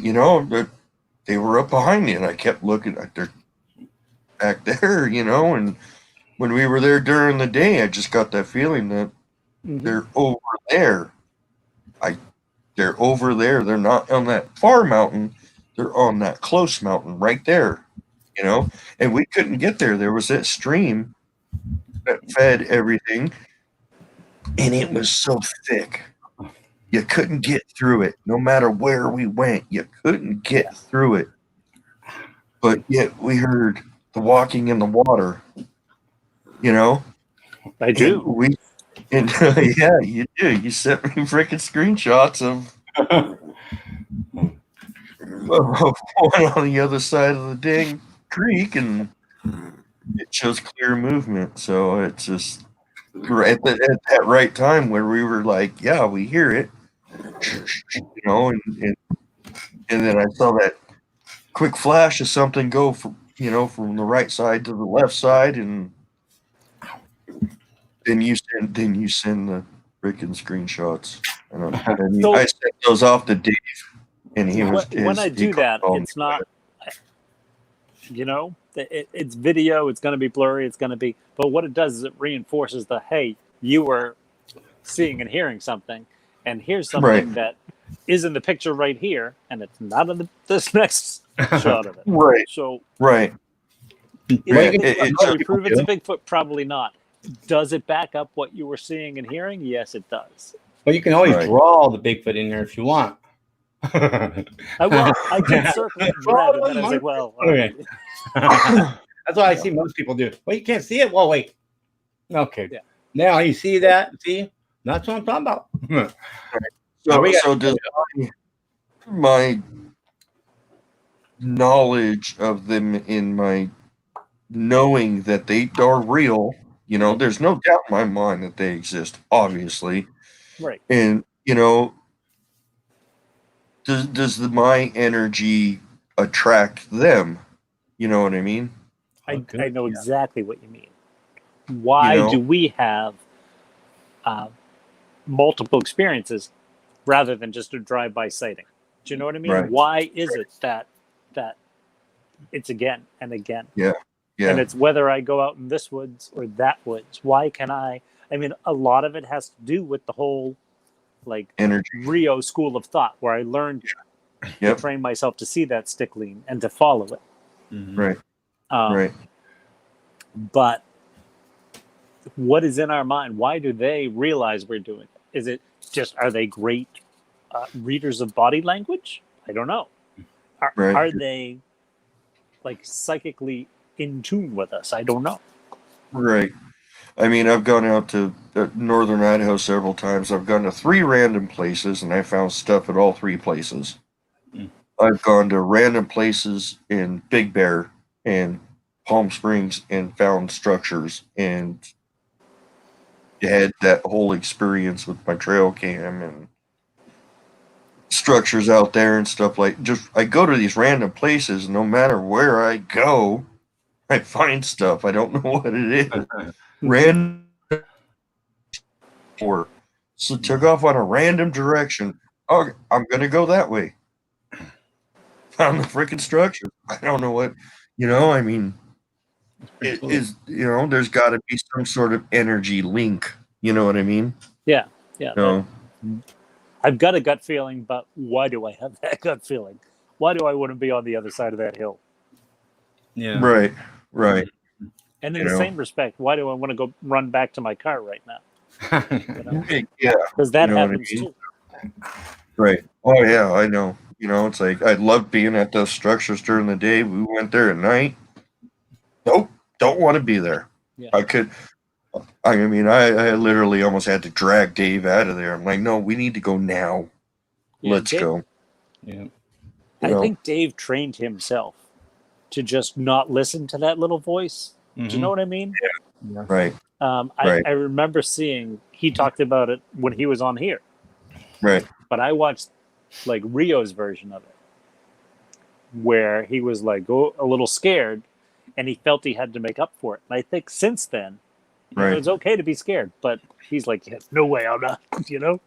Right. I really believe that after going out in those woods, he's trained himself not to listen to that run. Right. That can be very dangerous to him too. Yeah. That can be his worst enemy right there. Yep. So, well, Max, we're at 3 hours. Holy smokes! Yeah, 3 hours. I'm getting kind of hungry. Yeah. Oh my gosh! Yeah, you guys. See, I'm getting ready for bed. Right. Yeah. It's our dinner time right now. It's your bedtime, so. Mm-hmm. Oh, your wife is probably so mad at me. No. She didn't text me. She'll need. You just say, "Get off the hill, Kevin." Yeah, we're good. She would text Lewis, "He needs to get off now." I'm like, "Gosh, I'm in, you guys." All right, I'll never get off. I am getting hungry. It is a pleasure talking to you. It is always a pleasure, as usual, Thank you and very obviously, much. We will do it again and talk everything Bigfoot once again. Go on your show and I hope Yeah, I mean, all of this has kind of rekindled Lewis into going back out in the woods, and I'm hoping that all this crap gets cleared up soon so you can get back out in the woods. Well, I 'Cause got to find someone. you're looking a little pale. You're getting a little pale. I'm getting a little you need chunky to see too. some So Yeah. And I'm red. I spent the day out in the sun out in the valley picking up guinea pigs. So This ain't how white I am. I am actually pretty dark. My arms are usually darker than my shirt, but it's like this camera is like jacking me. I look like I put a thing over this light so that it didn't. It like there was a glare off my forehead without it. I feel like powder, but with hair. You know, that's what I feel like. Right. I'm the whitest one here. I'm the reddest. That. I'm the lobster of the group. So there you go. Well, everybody, have a Gentlemen, good night. Be good. Thank you to everybody in the chat for coming, and we'll see y'all next week. I think next week is MK Davis Part 2. Hopefully, Part 2. So, yeah, we might be sending you a link to that, Max. So be ready. Yeah, jump in. We can have all kinds of people on here now. I've kind of came up with this idea, kind of a round table kind of thing, meeting of the minds. Me, Lewis and me, Ken and Rachel, you, MK Davis, Tom Control. I don't know if that was a good episode together. I gotta find his books cheap though. I can't afford Tom's books. They're all $30. They're expensive. eBay or Amazon? Yeah.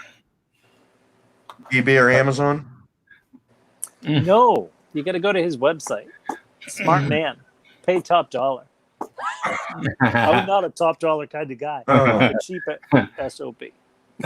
SOP. Well, you can pick up Chris Marola's book for like $6 on eBay and Amazon, I think. I don't have that. I got to look for it. The one that runs and hides. That's what it's called. The one that runs and hides. Okay. And I can text him your email address if you want me to. Oh, did you hear me ask? Yeah. Because he's usually on here, so. Right. And he's not on here tonight. I don't know what's up, but he usually is. He's in cabin. He's not in his cabin right now either. Oh, okay. That's why he's not on here. So I'll text him your email and tell him that you want to get in touch with him, and I have some specific questions for him. Well, there you go. So we'll trick him to come to the podcast next time, and then we'll get him. Yeah. So, right. I think he was asking Lewis when the next opening was, right? Have you got a reply for it? Yeah. Okay. Cool. I think I already gave him the date already, but I have to get on there and help him with the baby, pictures and stuff that he has. Right. So all he's got to do is just email it to you. Yeah, but you don't know how to get him from that chip to the computer, so that's what I'm going to teach him. Oh, okay. But he has a card reader and this and that, and I can't buy him one. I can't, I was going to use videotape and do it all. Right. Well, everybody, gentlemen, have a good one. Good night. You too. I'm gonna go eat. Thank you all for joining us tonight. And thank you for having me. We'll see you all next time. All right. Stay safe out there. Always. You too.